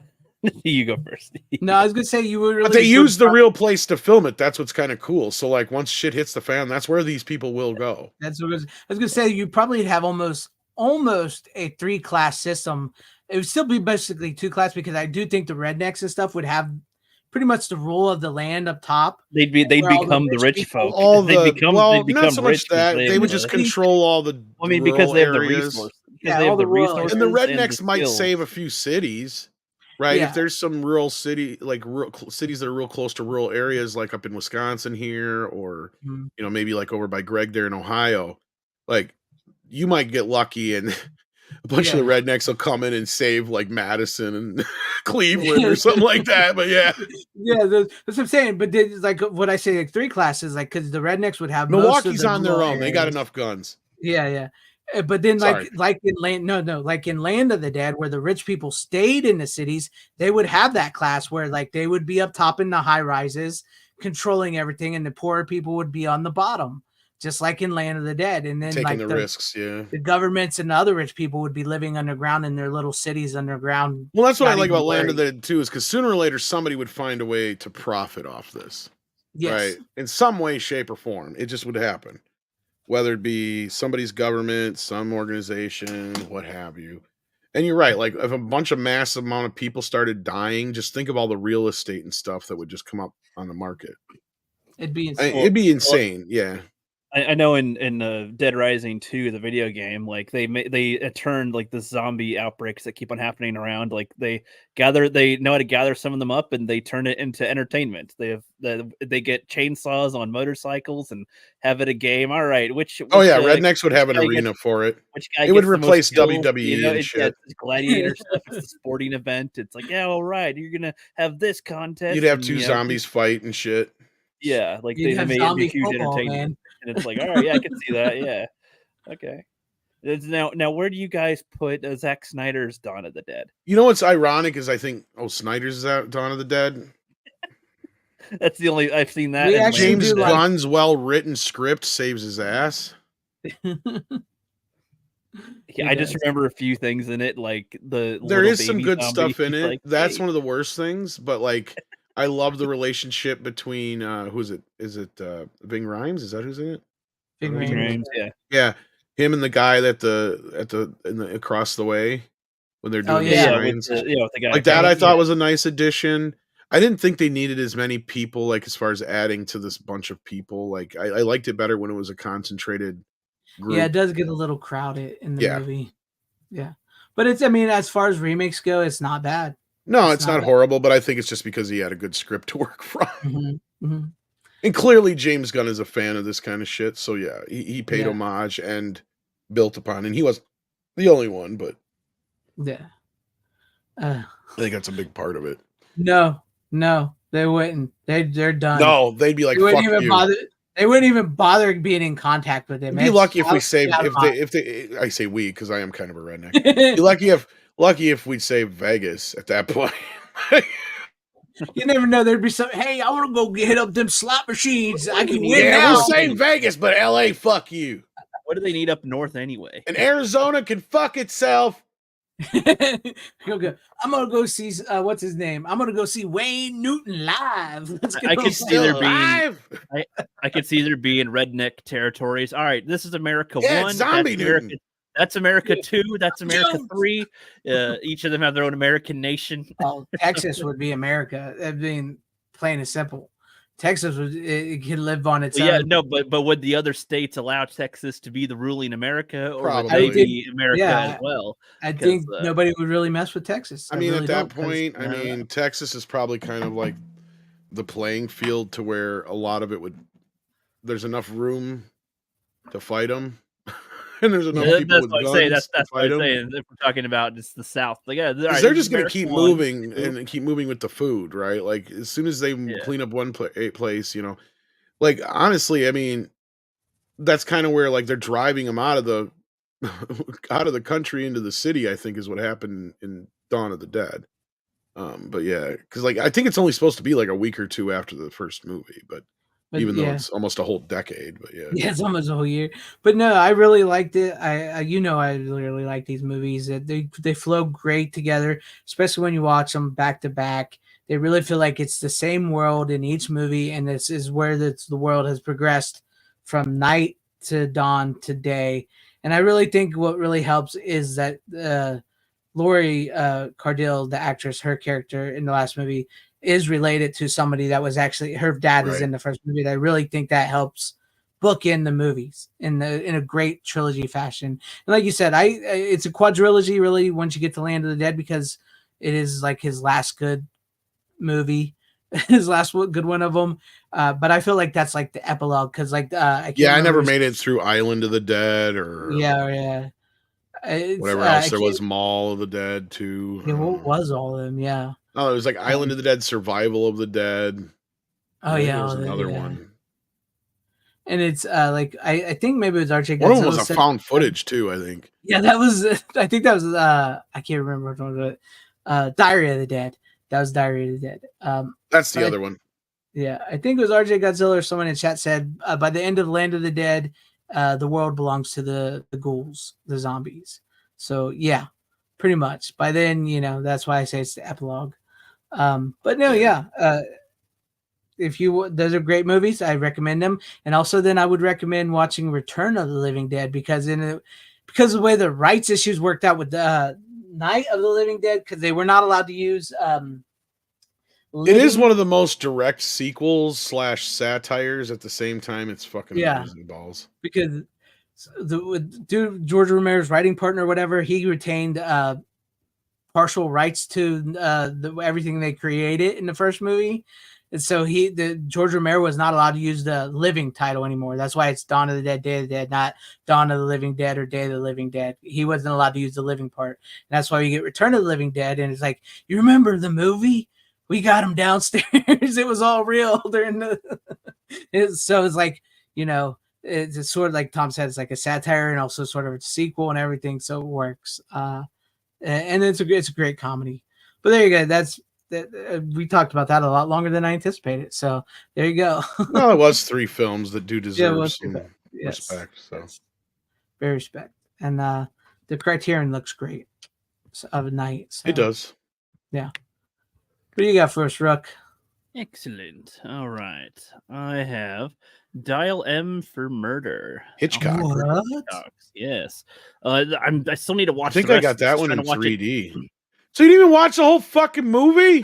I said I had 2.5. I was trying to watch it today, but I had errands and they took a lot longer. Just wait till next week. And then to talk I about was it. trying to. Well, I'll finish talking about it next week. That's why it's a half. I'm just going to mention what I know so far. I've seen about a third of it. Well, not even half of it all the way.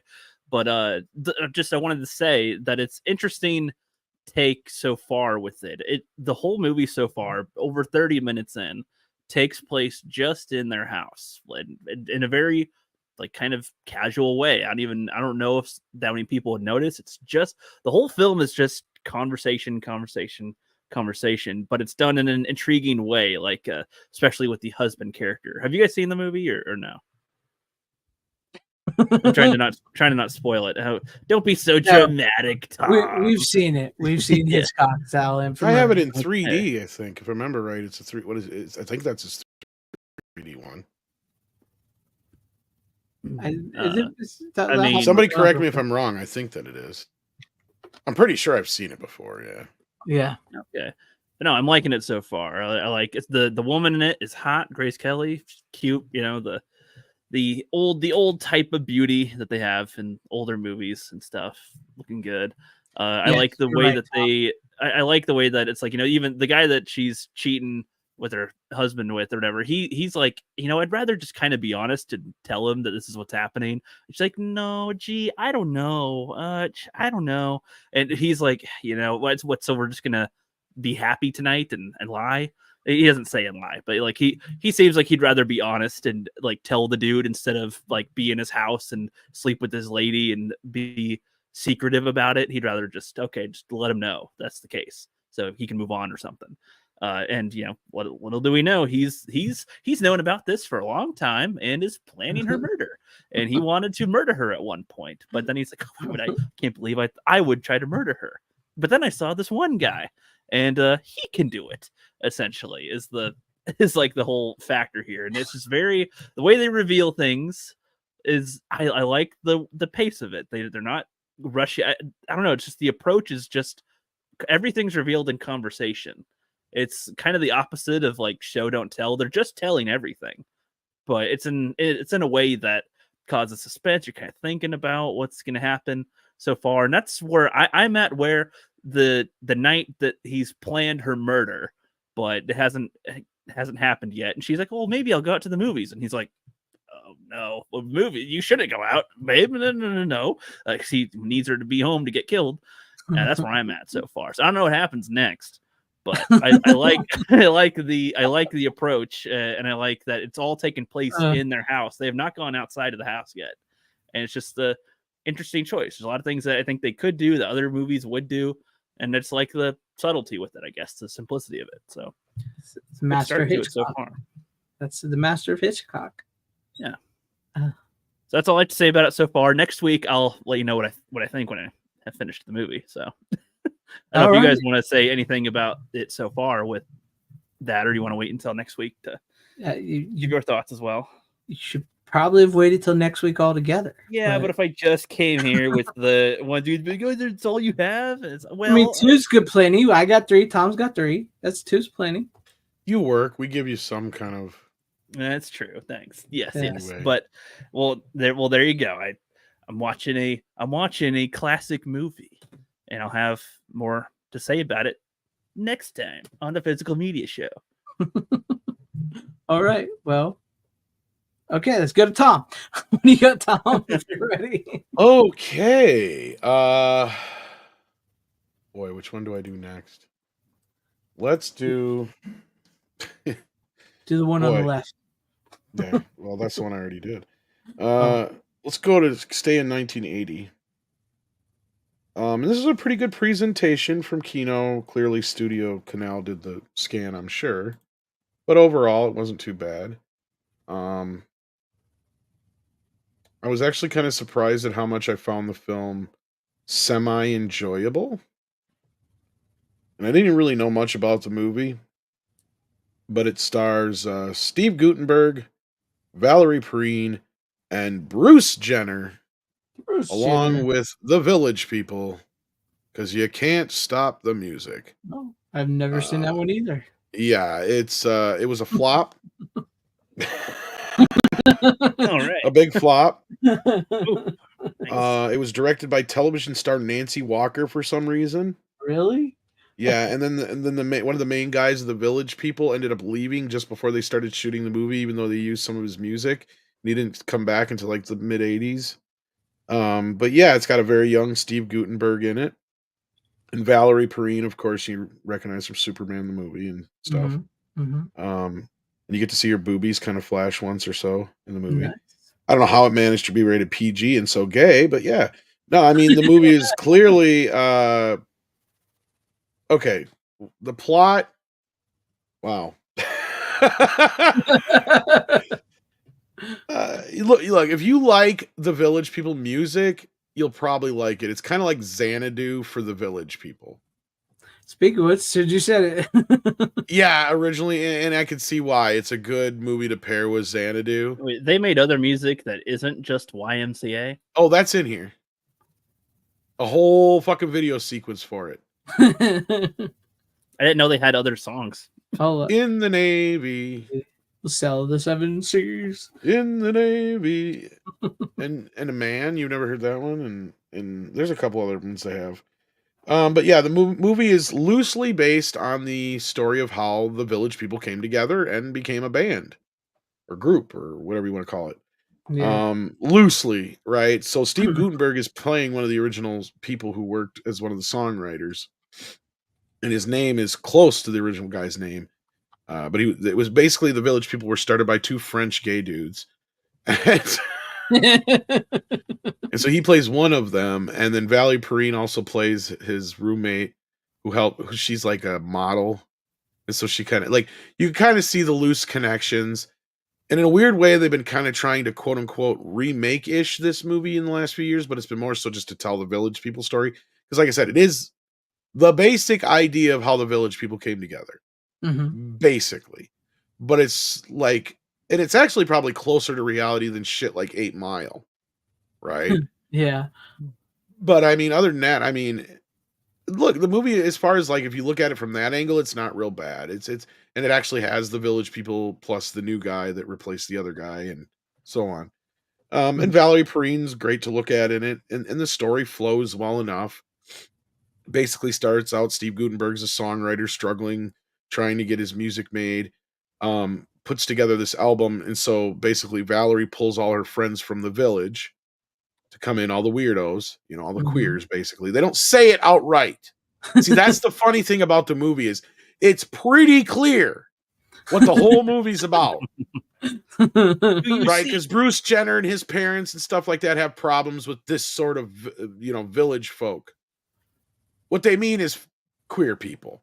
Yeah. These dang village folk. You can clearly tell.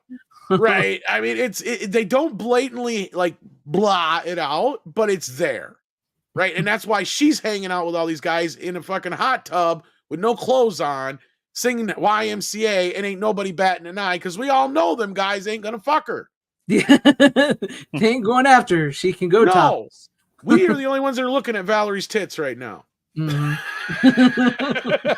We gotta put something in there for the dates of the women that dragged their boyfriends there. Basically, I mean, and honestly, at the time, I can understand how this failed. It was like 3 or 4 years into the Village People's success.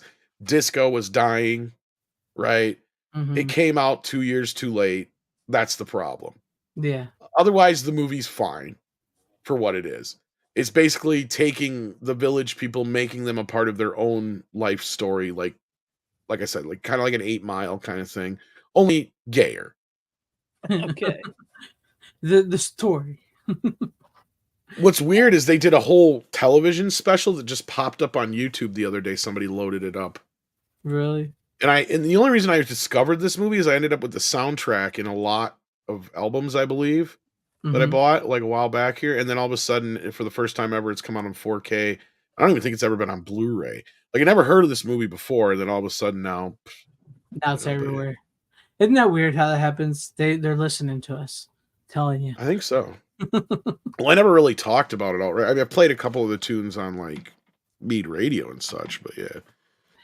Because it's always weird. Like after we do this show, like the next day, I'll see like tons of stuff we talked about. If I say I opened something or bought some, always. Yeah, it's like I'll see people posting like movies we talked about, everything. I was like, really? How's that? That's weird. Yeah, Tim Hayes said it did have a Blu-ray. Okay. So I didn't know. Yeah. I didn't know about it then. Well, but it looks good. There's some I think there's let's see here, a couple commentaries, an interview with one of the Village People. It'd been cool if they had put that special on here that was on I saw on YouTube, but yeah. Hmm. Oh well. It is what it is. Bruce Jenner he's all right in the movie, but as far as like his newer self, Weird. he's fine in the movie. I mean, he plays the role he plays. He's this white collar, or upper class, guy who works for a law firm who gets wrapped up in this crazy world of the Village People. I had no idea he acted. Yeah, I mean, he was a big time. That's where, like, back in the day, like some of those athletes like that. This is when he was one hot ticket. Exactly. Yeah. Yeah. It's like it was always Let's like. put it this way: at this time, more people knew who the fuck he was than fucking Steve Guttenberg. Yeah. Yeah. It was always a thing. Like once you reach a certain level of popularity, with whether you were an athlete or a singer or something, the next thing to do was start acting. That's what they did. Did it always work? No. Sometimes it did. Sometimes it didn't. But that's what happened. Yeah. All right. Well, Tom, any final words, or you want me to move on? No, I got it on the Kino sale, so I don't feel too bad considering. Nice. So it's not that old. You did not get duped this time buying a more. No, I only think I paid version $17 for it. I think that's not bad for a 4K. Because it hasn't recently, like, oh, you bought a thing, and then they have like a new version coming out, and you're like, well, like Shout Factory, where they're $2, $30 whatever, $5 when they come out with a 4K. Fuck that. Like at least Kinos are usually only between 20 and 27, and then when they have their sales, they usually go away. They're worth picking up. That's what I've been doing now, is just waiting for the sales. I was looking through the Shocktober sale. I mean, those aren't really deals. Fuck Shout Factory. Exactly. I'm looking at like the Halloween 4Ks are like still like $20-something, and it's like that's still really not a deal on those. If you're going to lower the 4K price, lower them like Kino does. Kino is like $17.99, man. They don't go from 25 to 20. And their older stuff is like always, like their Blu-rays and stuff are hardly ever over 10. Exactly. Unless there's some of their newer ones or a double disc or something like that. Yeah. All right. Well, if you're ready, I'm gonna go on to me. I'll keep it a little classic since we're talking a little. Well, classic. You can't stop the music. You can't stop the music, can you? If you press pause, you can. That's Shut the pausing. fuck up, rookie. That's not stopping it. That's pausing You it. can't pause a record. Jeez. Yeah, You could take it off of the thing. You know, take You want to the needle. ruin it? you burned it. Speaking of classic movies, The Ghost of Mr. Chicken with John Knotts, Luther, that a boy Luther. You know, I like to start my holiday Halloween watching with some of the old school classics like this. Great movie. Oh, you got the whole set, don't you?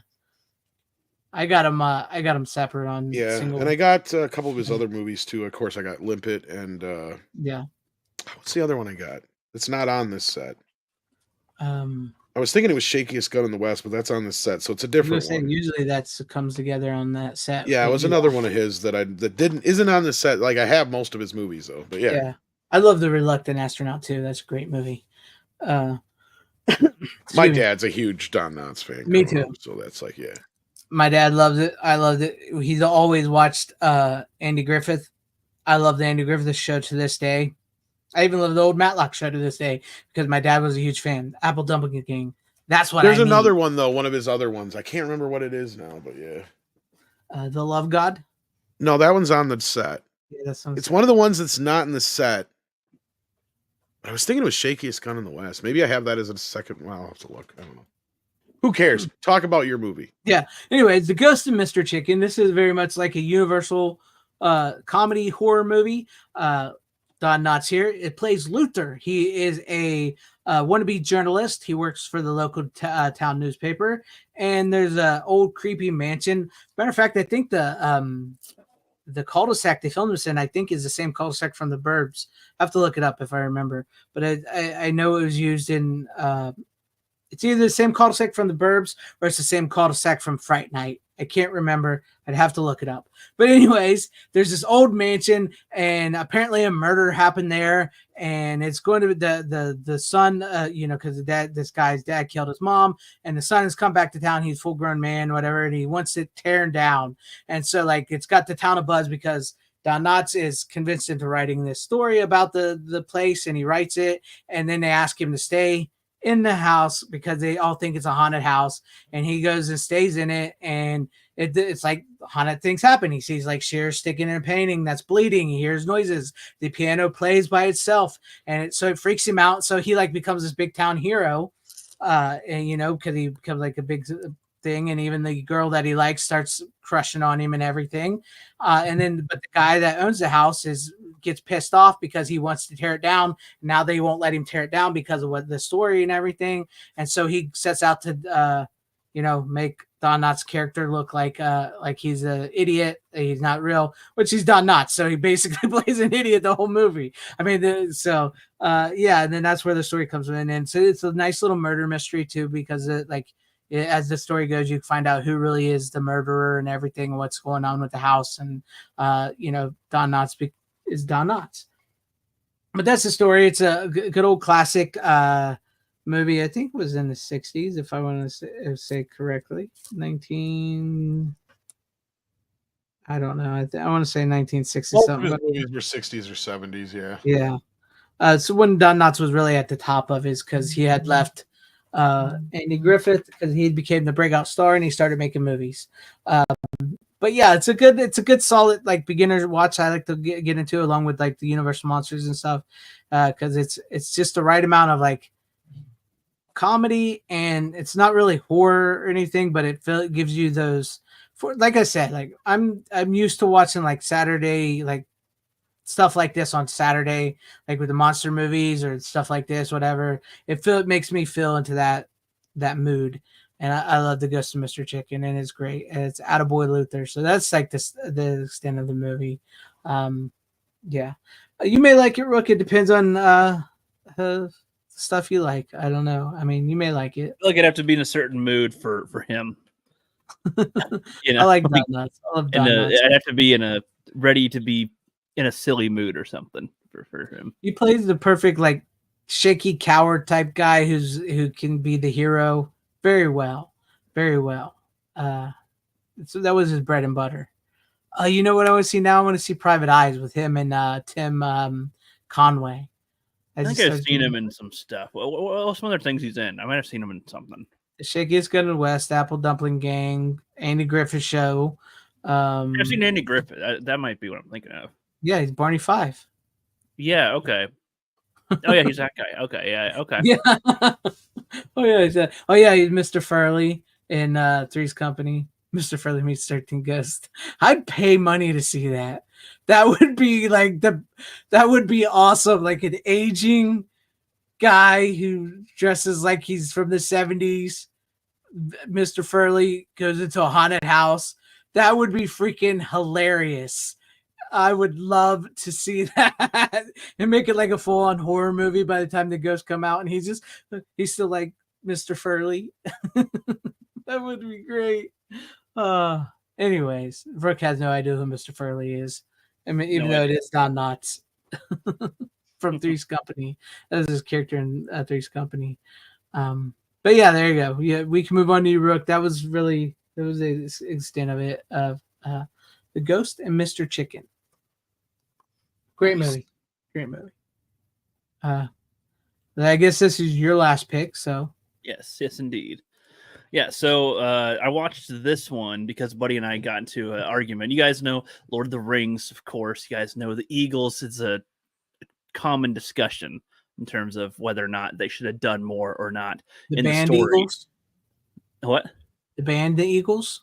Of course, yeah, and Lord of the Rings should have done a lot more. Participated a lot more in there. But no, so he said I was like, well, trying to say the areas that they interjected with were important enough, and he's like, well, what about in the Hobbit? And I don't remember there being eagles in the Hobbit at all. So I'm like, they're not in the Hobbit. What are you talking about? And so I rewatched Unexpected Journey, and they are. They in fact play a vital role toward the end of the first movie here, at least in the movie. Literally they're pinned down by Azog, which is kind of a cool orc. I like his design, and the wogs and stuff, and dwarves are about to be knocked down the cliff, and then Gandalf has eagles come and they blow them away. They pick up some of the wogs and throw them. They catch all the dwarves. There's a whole bunch of dwarf characters. I literally thought there was 7 dwarves. Not joking. I thought there was like 7. There's like 13 or 14 of these fuckers. I'm like, you could have saved yourself 3 hours and just asked me or watch the animated version. What was there 13 of these guys? I legit thought they weren't even being ironic in making 7, not even trying to do the 7 dwarves, Snow White. No, I thought they were just like, that's a good cast number to have for dwarves. No, there's like 13 of these guys. So 13 or more eagles. There's Gandalf, there's Bilbo. There's like a whole bunch of eagles are coming in to save all these dwarves. And it's like, man, okay, that takes the value out of their purpose. In the stuff quite a bit. I mean, based on the films, I haven't read the books, so I know that's different depicted in there. But there's, I know the Hobbit trilogy is a funky one because there's obvious downgrades from the Lord of the Rings movies. The Hobbit itself, the story, isn't it supposed to be more like? It's not supposed to be an epic. It's supposed to be more. I don't want to say for kids, adventure, but like an adventure. It's different. It's not an epic war. It's an adventure. They took a one book and made 3 movies. There is a war in it, but here you go. 78 minutes, man. That's all you got to watch. Get everything you need. Yep, I have that. Sure, I've seen some of that. The animation. I think I've seen some of the animation stuff. The sad thing with that is like the music is different in that. In the animation than it is on the VHS. It's not the original music. Well, so Tom, you're Lord of the Rings. Really? What the fuck with? Because I have the record album. Yeah, apparently they're like the music is different. They're like certain sound. You'd have to look it up. It's like there's like certain. It was missing sound effects. That's what I thought. Maybe that's what it is. Yeah, missing sound effects. Sorry, not the music sound effects. Sorry, you're right. So, I don't hate everything about the movie. I mean, Gandalf is played like Gandalf. Like, as far as I can tell, he's perfectly fine. I don't think he gets assassinated or anything in this. I like Saruman, how he treats Gandalf like he's like, he logically pokes at what Gandalf is doing and tries to see past. Gandalf is a sneaky little boy. He tries to go, okay, we're just going on a thing. Sneaky little boy. Well, because he's like, trying to he's trying to like find Smaug because he's worried that there's evil coming back and trying to do that. But he's using like the guise of the dwarves. They want to go back to their kingdom. He's utilizing people here or there.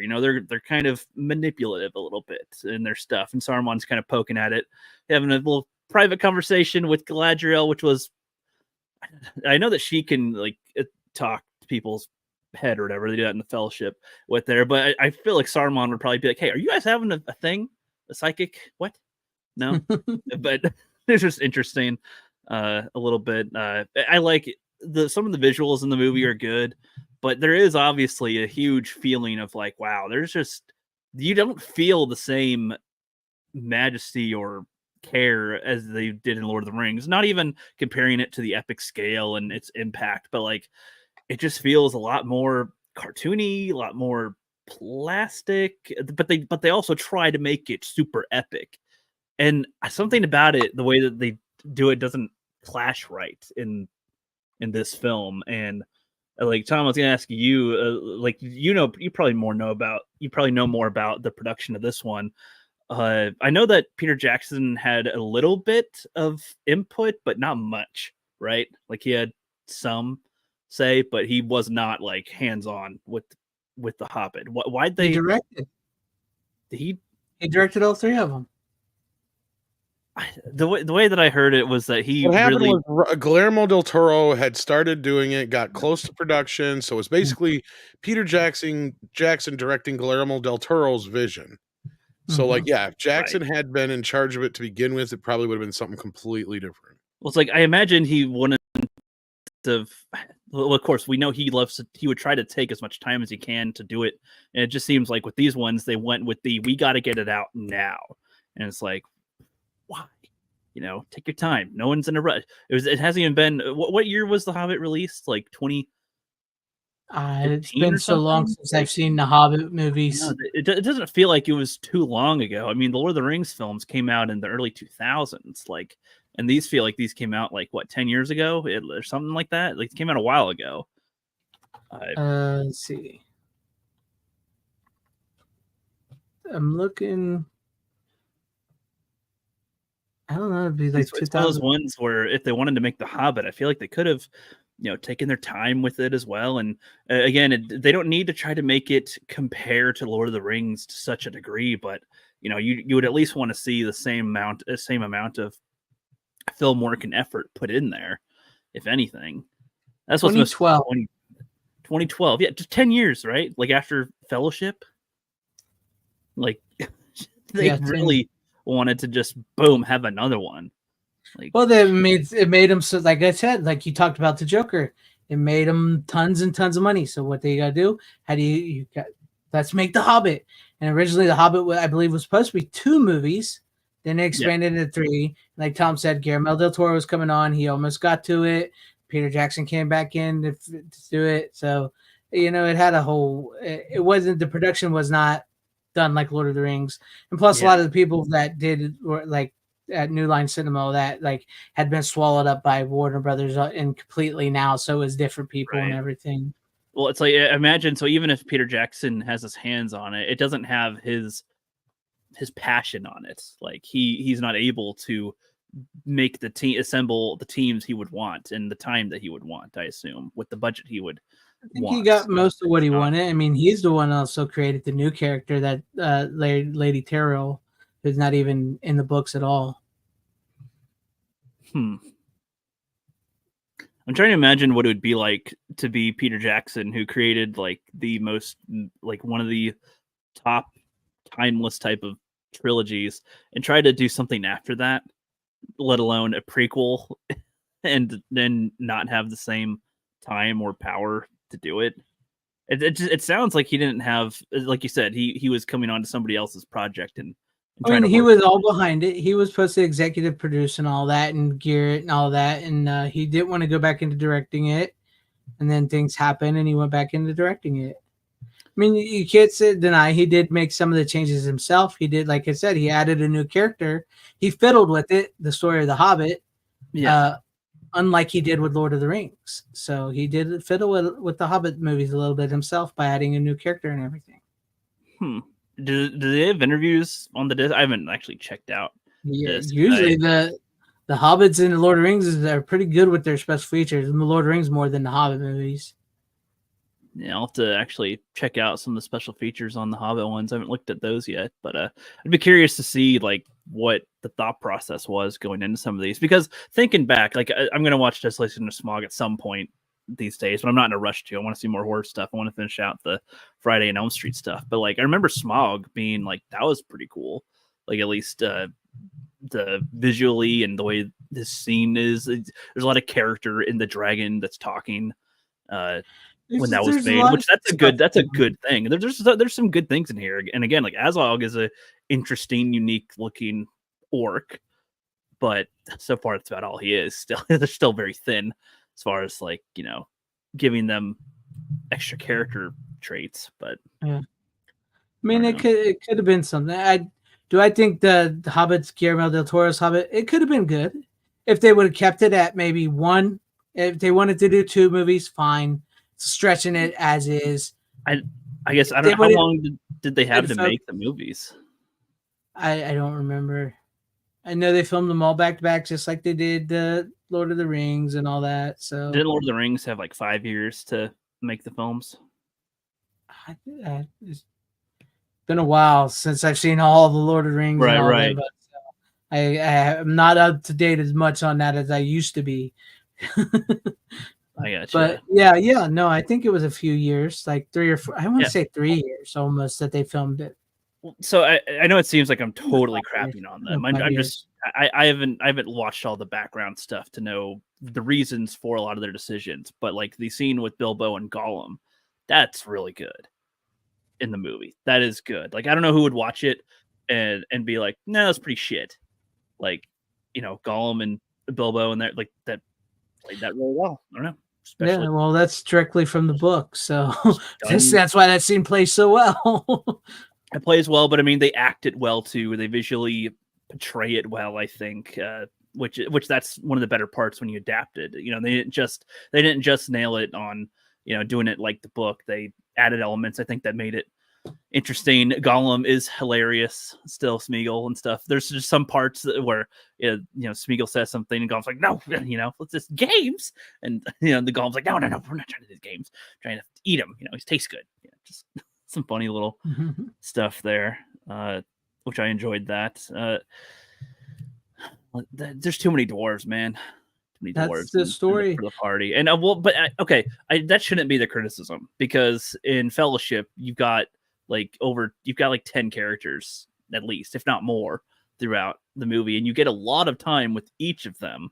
The least ones you get with is like Boromir, Legolas, and Gimli, and they're still pretty memorable in just the Fellowship for the most part. I mean, Legolas and Gimli would be to a lesser degree, but still in one movie with that big of a cast, like I don't know. I feel like they didn't really try to make many of these dwarves memorable. I hate the fat one. I just hate him because it's just, he's a fat dwarf, dude. I hate the dwarf with like the ear hat. It just looks so stupid to me. It's like I said, it's a much more adventurous book. It's like the first. The Hobbit. It's a Hobbit. It's not like the Lord of the Rings, but it does lay out the groundwork for the Lord of the Rings. It was like the first adventure of like the Hobbit that first adventured out, Bilbo Baggins. That's what leads to Frodo and the Ring and all that, because that's the whole scene with Bilbo and Gollum is where he gets the ring and everything. That is all in the book. So it's the whole goblin nonsense. And not to say that it's a kid's book, but the Hobbit story is a little bit more kid friendly than the Lord of the Rings. Not to say it's a children's book, because it's not a children's book. That's why I was trying to not phrase it like that. It's not exactly just a children's book, but it seemed to be toned differently scale wise. Like it's a bit of a different tone. Here's a fun adventure with some dark stuff along the way, but there's some battles, like you said, going around, but it's not like it's not everything's at stake. It's they're trying to go on a quest. They're going to a thing. There's a dragon there. It's a classic story. That's like one of the most classic stories, right? Big dragon fantasy. Like they're going on an adventure to fight a dragon. That's like classic fantasy. Yeah. And I don't even believe what's his name is even in the book. Legolas. I don't think Legolas is in the book. I know he's. I think they took that because like there's a mention of an elf that could possibly be Legolas, and so they ran with that. Like they expanded that. They expanded. They added that chick, the new kick, and I think the wizard, if I remember, I can't remember. Like I said, it's been a long time. I think the one wizard, the brown, with the bird shit on, I don't even think he's in the book. Somebody correct me if I'm wrong. If you guys remember out there, I mean, if that's the case, that's one of those decisions that I think was a interesting choice to have in a movie form and have it in the Hobbit, because that character seems to be a goofier type of wizard character, so that would make sense for the Hobbit in a way, like compared to having him in Lord of the Rings, maybe. But yeah, I don't know. I'm conflicted so far, just watching the first one again, and I've seen the movies, but it's been a long time since I've seen them and grown different with it. I don't hate the Hobbit Unexpected Journey, but I do feel a lot of like, just why that? Why was this what happened? That's all. I'm just left with that after, and I think that's what most people have after something that follows the Lord of the Rings. It's just like, what is this? What is this? But it's not the same. To be fair, it's not the same kind of reaction I would have to like Rings of Power, where it's like, get this out of my ass, no, that kind of stuff. It's just more like, you got something here, but it's just something's missing. Yeah, I don't have much more to say on that. I guess don't know if chat has more. He says October your assignment next week is The Omen, Pumpkinhead, Exorcist. And I got to finish Elm Street, my friend. And I have 3 more to go on those. And I am going to finish Elm Street. I'm probably going to watch at least one of number 5 tomorrow. And then I got to continue finishing Friday the 13th as well. Yeah. Thanks, Tyrell. I could not. He always throws me, the Radagast, the brown wizard. Okay. He was supposed to be in the. Yeah, he is a legit character. It throws me for a minute because it's been a while. I heard that I could be wrong, but I heard from somewhere. I don't know if it was a YouTuber or something or an interview where like Radagast was supposed to explain why Saruman was able to have like some animals under his control, like the birds that like spied on Gandalf and them for the Fellowship. That's like Radagast's control, but then also Radagast is kind of trying to help Gandalf. Like he's like, "Oh, I'm helping you, Saruman," while also trying to help Gandalf undermine him. Like he can't do anything against Saruman directly, but if he can help Gandalf a little, like with the moths and other elements, I don't know. I assumed that that's what that was supposed to be for. I heard from somebody, but I could be wrong. Yeah, like I said, it's been a while. It's been a while since I've watched the Lord of the Rings, and it's been way longer since I've watched the Hobbits, because I liked them. I can't say I liked them, but I can't say I hated them either, because I didn't. So yeah, I know what you mean. I don't hate it either. It does have me. The Hobbit is in there. There's just a lot of other crap. Yeah, there's a lot of extra and all that. That's that really take you out of it, and it's like it feels like when you walk into a restaurant and they really overcomplicate a hamburger. It's like, look, all I want is a fucking hamburger, and you have just added a whole bunch of shit to this thing that I don't necessarily need. Exactly. Right? Why is there leaves on the side of the plate? I just wanted the burger. What are you doing over there? Just give me my hamburger. Yes, I see what you mean. That's a good way to put it, because I don't hate it, but there are things that I notice that just make me go, something happened here. Why? What ruined the movie? What makes it not ruined? But what lowered the movie in it and what it could have been? Too much bullshit. Yeah, because they had they had Elrond there, they had Saruman, Galadriel. You could argue that that's like a cameo fest in a way, but I feel like they played it not like that. They had them reasonably interact with Gandalf. One of their wizards is going around with a little pack of dwarves heading toward a place where there should be a dragon that's been dormant, as far as I know, or they don't know where it is or what's going on with that dragon. And so they're concerned. Okay, there's your activity is sparking orc activity. We're going to talk to you. What's going on? There should be nothing going on right now. They have things that work in there. Yeah. It's funny too because I don't think that many people have rewatched The Hobbit as often as they rewatch Lord of the Rings. So the amount of discussion with it, there could be a lot of really good things in here. A lot of people don't catch. Maybe. It's just not. It's just not as good as Lord of the Rings. Plain and simple. But good night, Brian Bart. Thank you for hanging with us. Yeah, I'm just gonna end it on that for that one. All right. Yep. All right. Well, let's go to you, Tom, for your final pick of the night. Well, I had to get something vampire in here, All right. And I didn't really even know much about this movie until I picked it up from Synapse or Severin. Sorry, not Synapse. Severin. Christopher Lee played Dracula yet again in a completely different form in a comedy called Dracula and Son. It's a French comedy. Yeah, and this is the one that has a theatrical cut and a US cut and a extended cut. Mm-hmm. The movie was all right. It wasn't too bad. There's some bits in it that I'm just like, what the fuck is going on here now? But whatever. But like, yeah. So overall, it's what's funny is it feels like this movie must inspired the Polish vampire movie I brought on a while back. Oh yeah. Because yeah, basically it's Dracula. He takes a wife, but he doesn't turn her into a vampire until after she has a baby. But then on her first night out to feed, she doesn't get home in time and she dies. So of course Dracula's left with this void in his life because he lost the love of his life, but he has a son now, of course. So then it jumps ahead to the modern day, and they're being driven out of Transylvania again, as usual. And so they head to modern. I think they were supposed to go to London, but the son ends up in France at first, and then Dracula ends up, I think, eventually in London, and then finds the son. But like, yeah, it's just kind of it's a typical kind of French comedy. So there is some humor in it that does work. Some of the voiceover work is not the greatest because if you watch the dubbed version, I imagine. Mm-hmm. But Christopher Lee does his own voice, so of course that's fine. But basically, then what the other part of the plot is once they get into the modern world, they find this lady who looks like the spitting image of the kid's mother.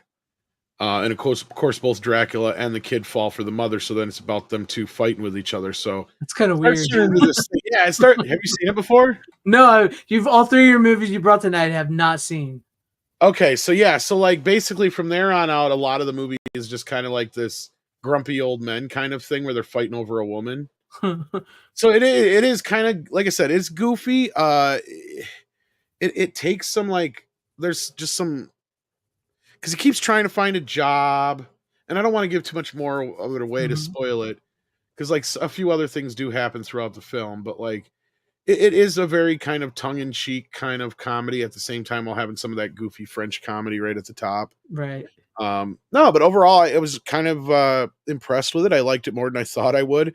I'm curious if the theatrical cut is a little bit more coherent, because it does feel like there's just scenes that go nowhere or have no purpose in the film. That's got to be the French cut. Yeah. Yeah, that's what I'm thinking. So it's just like all of a sudden you're just going on like this little side track and you're just like, why? It has no bearing on the rest of the film, but okay. It's a good shot. We got to leave it in. It was just either a funny little bit or whatever, you know what I mean? But like, yeah, it ends up dragging the movie out to like 97 minutes or 99 minutes or whatever, because the US cut is 79 minutes. So I think the next time I watch it, I'll just watch the US cut just to see what the difference is. And I wonder if the US cut will be pretty much the straightforward story with none of the bullshit. Probably. Yeah. I have to get some more of those from Synapse because they've been putting out a lot of those like Dracula and At this point, obviously, Christopher Lee has played Dracula more than anybody else. Yeah, I swear. I already knew he did, but I'm like finding all these movies all the time where he played non-Hammer Dracula, and it's like, what the fuck? Yeah, because he did all the like Hammer Dracula movies, and then you're like, you keep bringing these on. I'm like, wait, he was in another Dracula movie? Yeah, it's not a Hammer film. Yeah, it's not a Hammer. So I gotta see it. Which that reminds me, it's not Christopher Lee or I don't know if the sale's still going on, but Arrow was having a bit of a sale. If you've never seen the Count Yorga vampire movies, that was on sale. I have those, but I haven't watched them yet. I'm gonna say they were on sale from Arrow for like $17. So And I'm pretty sure that's the version I have because I have like that box set or whatever. Yeah. But yeah, I have to watch more of these Severin Synapse or whatever because they've been putting out a lot. And I did get that one Dracula movie, Dracula versus Frankenstein. I got that from them. I have that one too from Severin, but I haven't that's watched a fun one. It's goofy, but it's fun. So yeah, I have to watch that. I have to get on those. Yeah, every movie. Surprise tonight, Tom. Every movie you brought, I have not seen tonight. You got me tonight. Well, a lot of them are older ones. See, that's the thing is like I'm sitting here waiting. Like they shipped out Nightmare on Elm Street, and it still hasn't showed up. It says it's in, I don't know, Kentucky or some shit. I'm like, what the fuck? And it's not going to get here for a few more days. It looks like. I'm like, should have been here yesterday or today. And then I had the same problem with Drowning Mona was the other movie I was going to bring on because I have it on digital and I just watched it in digital HD. And I'm like, I know I got the DVD around here somewheres. Yeah. But I couldn't find it, so I just ordered a used copy of it, and I was hoping to have it here by today, but it just didn't show. It'll show up tomorrow. Yeah. Well, I was thinking about watching Bats after you brought on Bats, so I might bring that on eventually because Bats is awesome. I haven't seen it in years. You know what's fucked up? Drowning Mona is in 5.1 surround sound and digital, but Bats isn't. That's bullshit. And for those who wonder why I'm griping about that, because Bats was if not the first, but one of the first DVDs to have Dolby DTS-X on it. Mm-hmm. That's crazy. But I do got to get some of those. I'm worried about my Nightmare on Elm Street. I think you guys will all have it before me because I've heard. Well, here's the thing that bothers me about it is I heard it has a lot of the picture is awfully soft looking. I've heard. So we're probably not going to be as happy about that. They did not fix the soundtrack. I heard. Why they went back and did a Dolby Atmos remix and still didn't fix the fucking soundtrack, which is weird because I guess they fixed the one claw sound effect, but they forgot the stings. Nice. The figures. The things that stand out the most, because that's where I noticed the first time. I'm like, wait a minute, there's supposed to be a little music cue there that goes. Yeah. I still noticed the noise when he pulls her and I noticed that sound. Oh yeah. Yeah. But I noticed that way back when on the DVDs. Yeah. But I have a feeling mine's going to be delayed because of the hurricanes. That's a plausibility, yeah. Because I pre-ordered it a long time ago. I didn't order, and I may have to buy the US version. I didn't pre-order the US version. I pre-ordered the UK 4K Steelbook. I ordered that one too, but that one I don't think is going to get here till like next month or December. The way I pre-ordered it said it was supposed to be here October 14th. Oh, I forgot. You must have missed it. I think Amazon or one of the other guys did have a new stock in of the Steelbook, but I think they're all sold out again now. I might have to just buy the US slip cover. Just keep your eye on Diabolic if not. Yeah, because I did pre-order it, and where I pre-ordered it said it will be here October 14th. But with the hurricane and everything in North Carolina, Florida, I have a feeling I'm not getting that. So I'll probably have to go to get the US version and then wait for my UK version.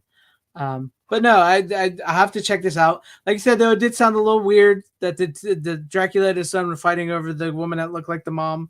That sounds a little weird, but it is a little. Well, that's the other catch, as I never even told you, is he's never bitten anybody. Right. So that's why I said it reminds me of the whole like Polish vampire kind of thing, to where it's like, yeah, like the whole thing is Dracula keeps, it's like, the Sylvester and Son kind of thing where he keeps like, tonight's the night you're going to go out and you're going to, and I'm not going to bottle feed you anymore. You're like 97 years old. Yeah. That's great.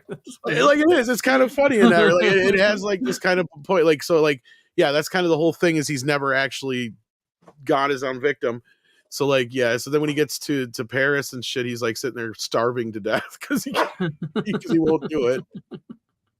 And they have sex too, so it's not just like the biting part of it. Like a lot of like they actually get into the whole, but it's a French film, so yeah, it's of course.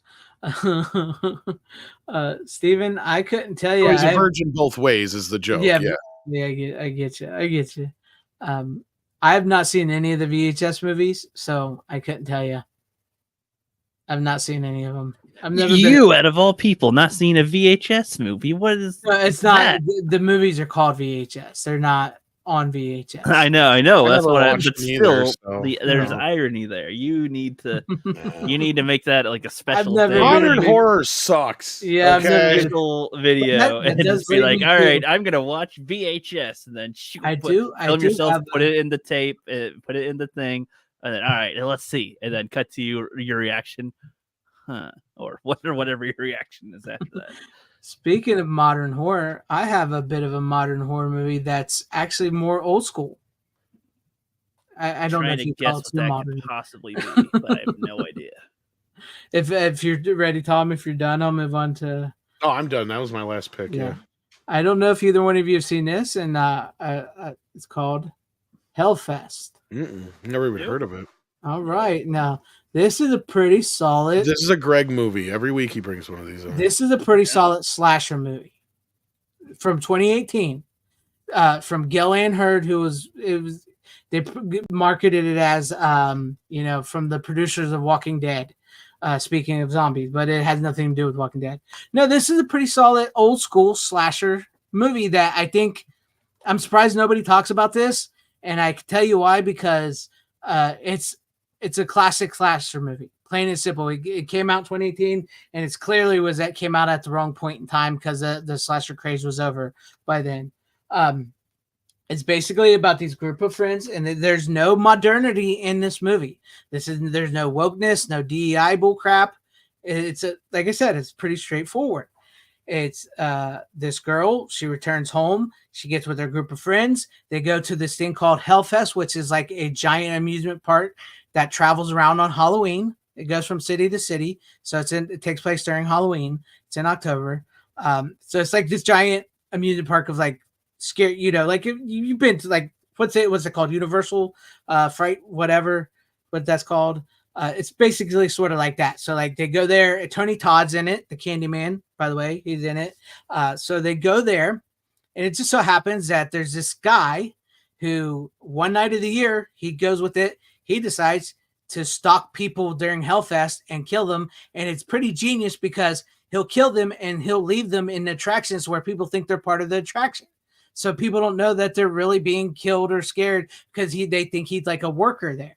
So that's what it is. So basically, it's this guy stalking this group of friends throughout this Hellfest and picking them off one at a time. It's just practical effects, no CGI. It's pretty straightforward like that till it gets down to the final girl. That's the movie, and it's pretty solid. It's it runs about 89 minutes. I want to say, if I'm looking right, yeah, 80. It's an 89-minute movie. Characters you get to know here and there. There's some of the annoying characters, the cool characters, whatever. Who's going to die first? And it's pretty neat how they use the Hellfest, the horror park, amusement park to the movie. So it's not like modern horror. That's why I said it was made in 2018, but it's clearly I can see why it didn't do well in 2018 because it's old school. It's really like an old school movie. So it was. I don't think the kids at that time were ready for that like that. Like they say, Back to the Future. Yeah. So that's it. That's it. It's simple. I'd say if you liked Scream, you'd like this. It's much more in the vein of like Scream. It's like the most modern it is. I would have to say it's much more in the vein like Scream, except it's not meta. Okay.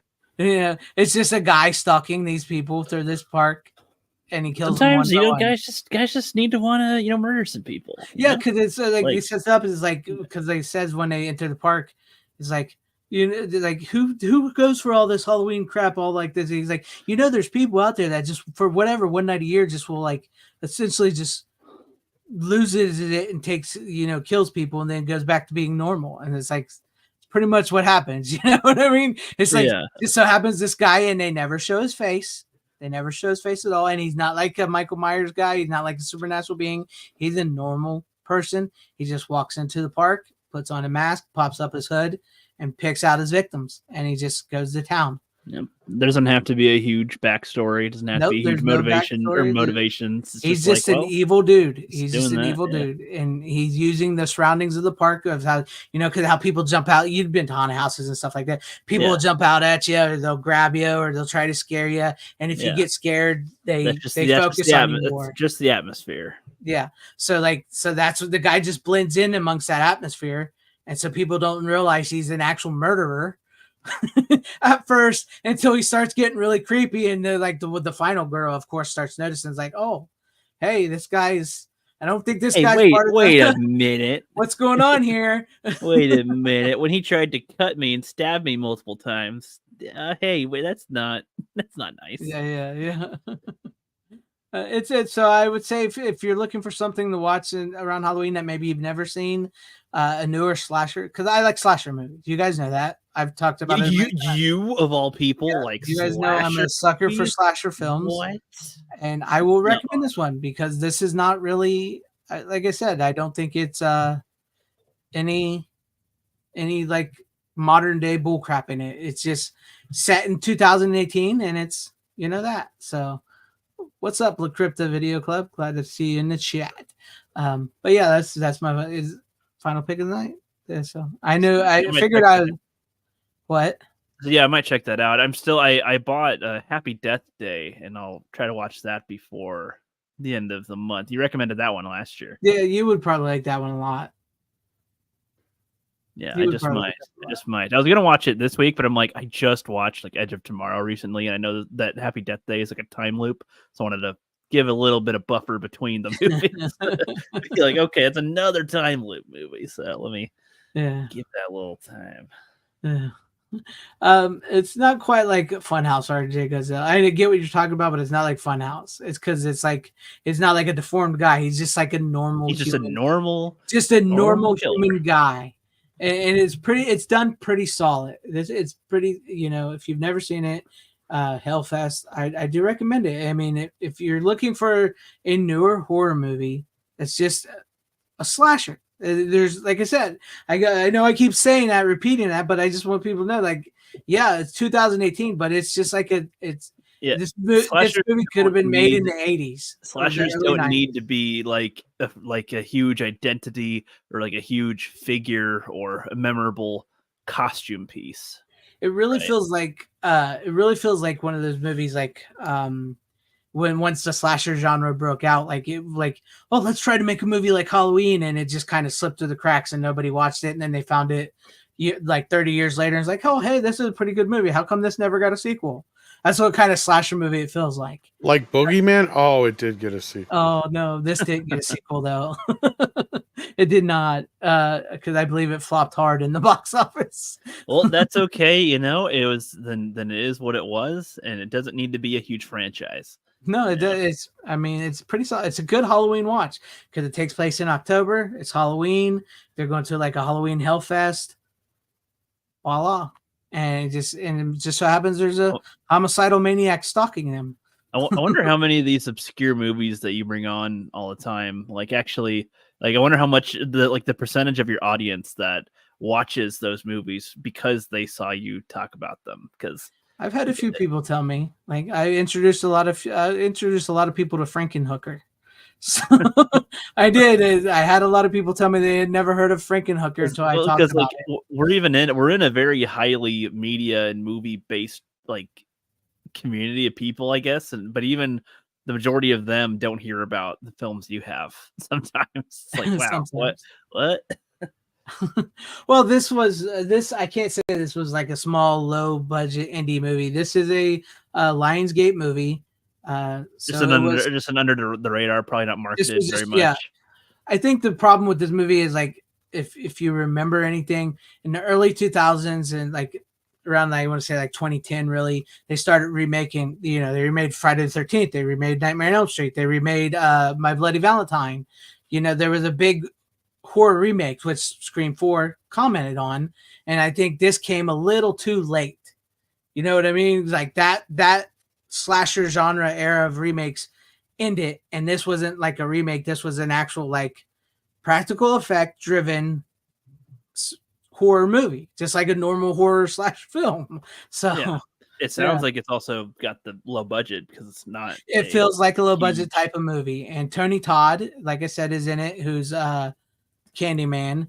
He doesn't. He's only in one scene, but his voice is in the whole movie because he's the voice in that, like the horror, the fun houses and stuff. You know, well, I can't say they're fun houses, but they're like horror. I know what you mean. Yeah, the horror.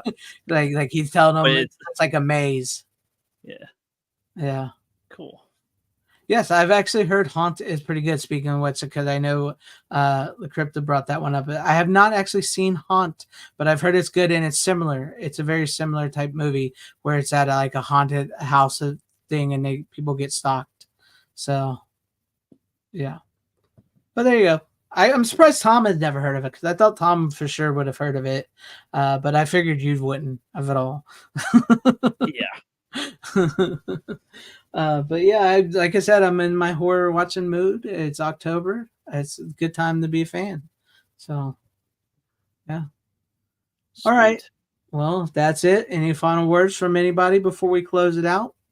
I'm going to finish Dial M for Murder and have my thoughts on that next week. And I'm going to try to also finish Elm Street this week. I won't finish Friday the 13th by next week, but I'm going to try to finish that one by the end of the month. I really would like to hear your thoughts on Nightmare, Wes Craven's New Nightmare. Yes, I'm wanting to, especially. I'm trying to watch them quickly because EFAP is like starting to like release their movie watching of them, and they just watched the third one. They did not like the first two, but they liked the third one a lot. How can you not like the first one?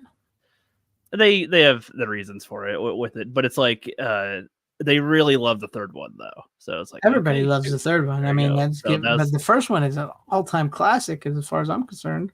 Yeah, indeed. But yeah, so I'm trying to keep up with their coverage. Also, I'm curious what they'll think on number 4 as well. But yeah, and if I can, but within October, I will try to watch all the Halloween movies. But I cannot guarantee that. I will try to watch that. So then I can finish off Elm Street, Friday the 13th, and the Halloween in October for this year. And be like, all right, the main 3 slashers would be finished. I'm trying to save a few because I don't want to get too into because I know October's coming. And the show the Wednesday night show will be the night before Halloween. So Devil's Night this year is the physical media show. So it's All Hallows Eve. So I'm trying to save some. Fire it up. Yeah. Fire it up. Fire it up. So I'm trying to save some of the good ones for till then, which will probably be repeats. Like I said before, get used to it because you'll probably see a lot of repeat movies for however long I decide to keep going to my channel on October. You're going to see a lot of the same movies every October because we all have our favorites. Oh yeah, that we watch every October. So be prepared. You're going to see repeats. Oh, yeah. But with that being said, thank you everybody out in the chat for hanging with us. Thank you everybody at home for watching and hanging with us. Thank you, Rook. Thank you, Tom, for being my co-host every night on Wednesdays. And as always, remember to like, share, subscribe. Always support physical media. It truly is a superior format. You can't go home. You can't stay here, but you don't have to go home. How you doing? Bitches leave. Like the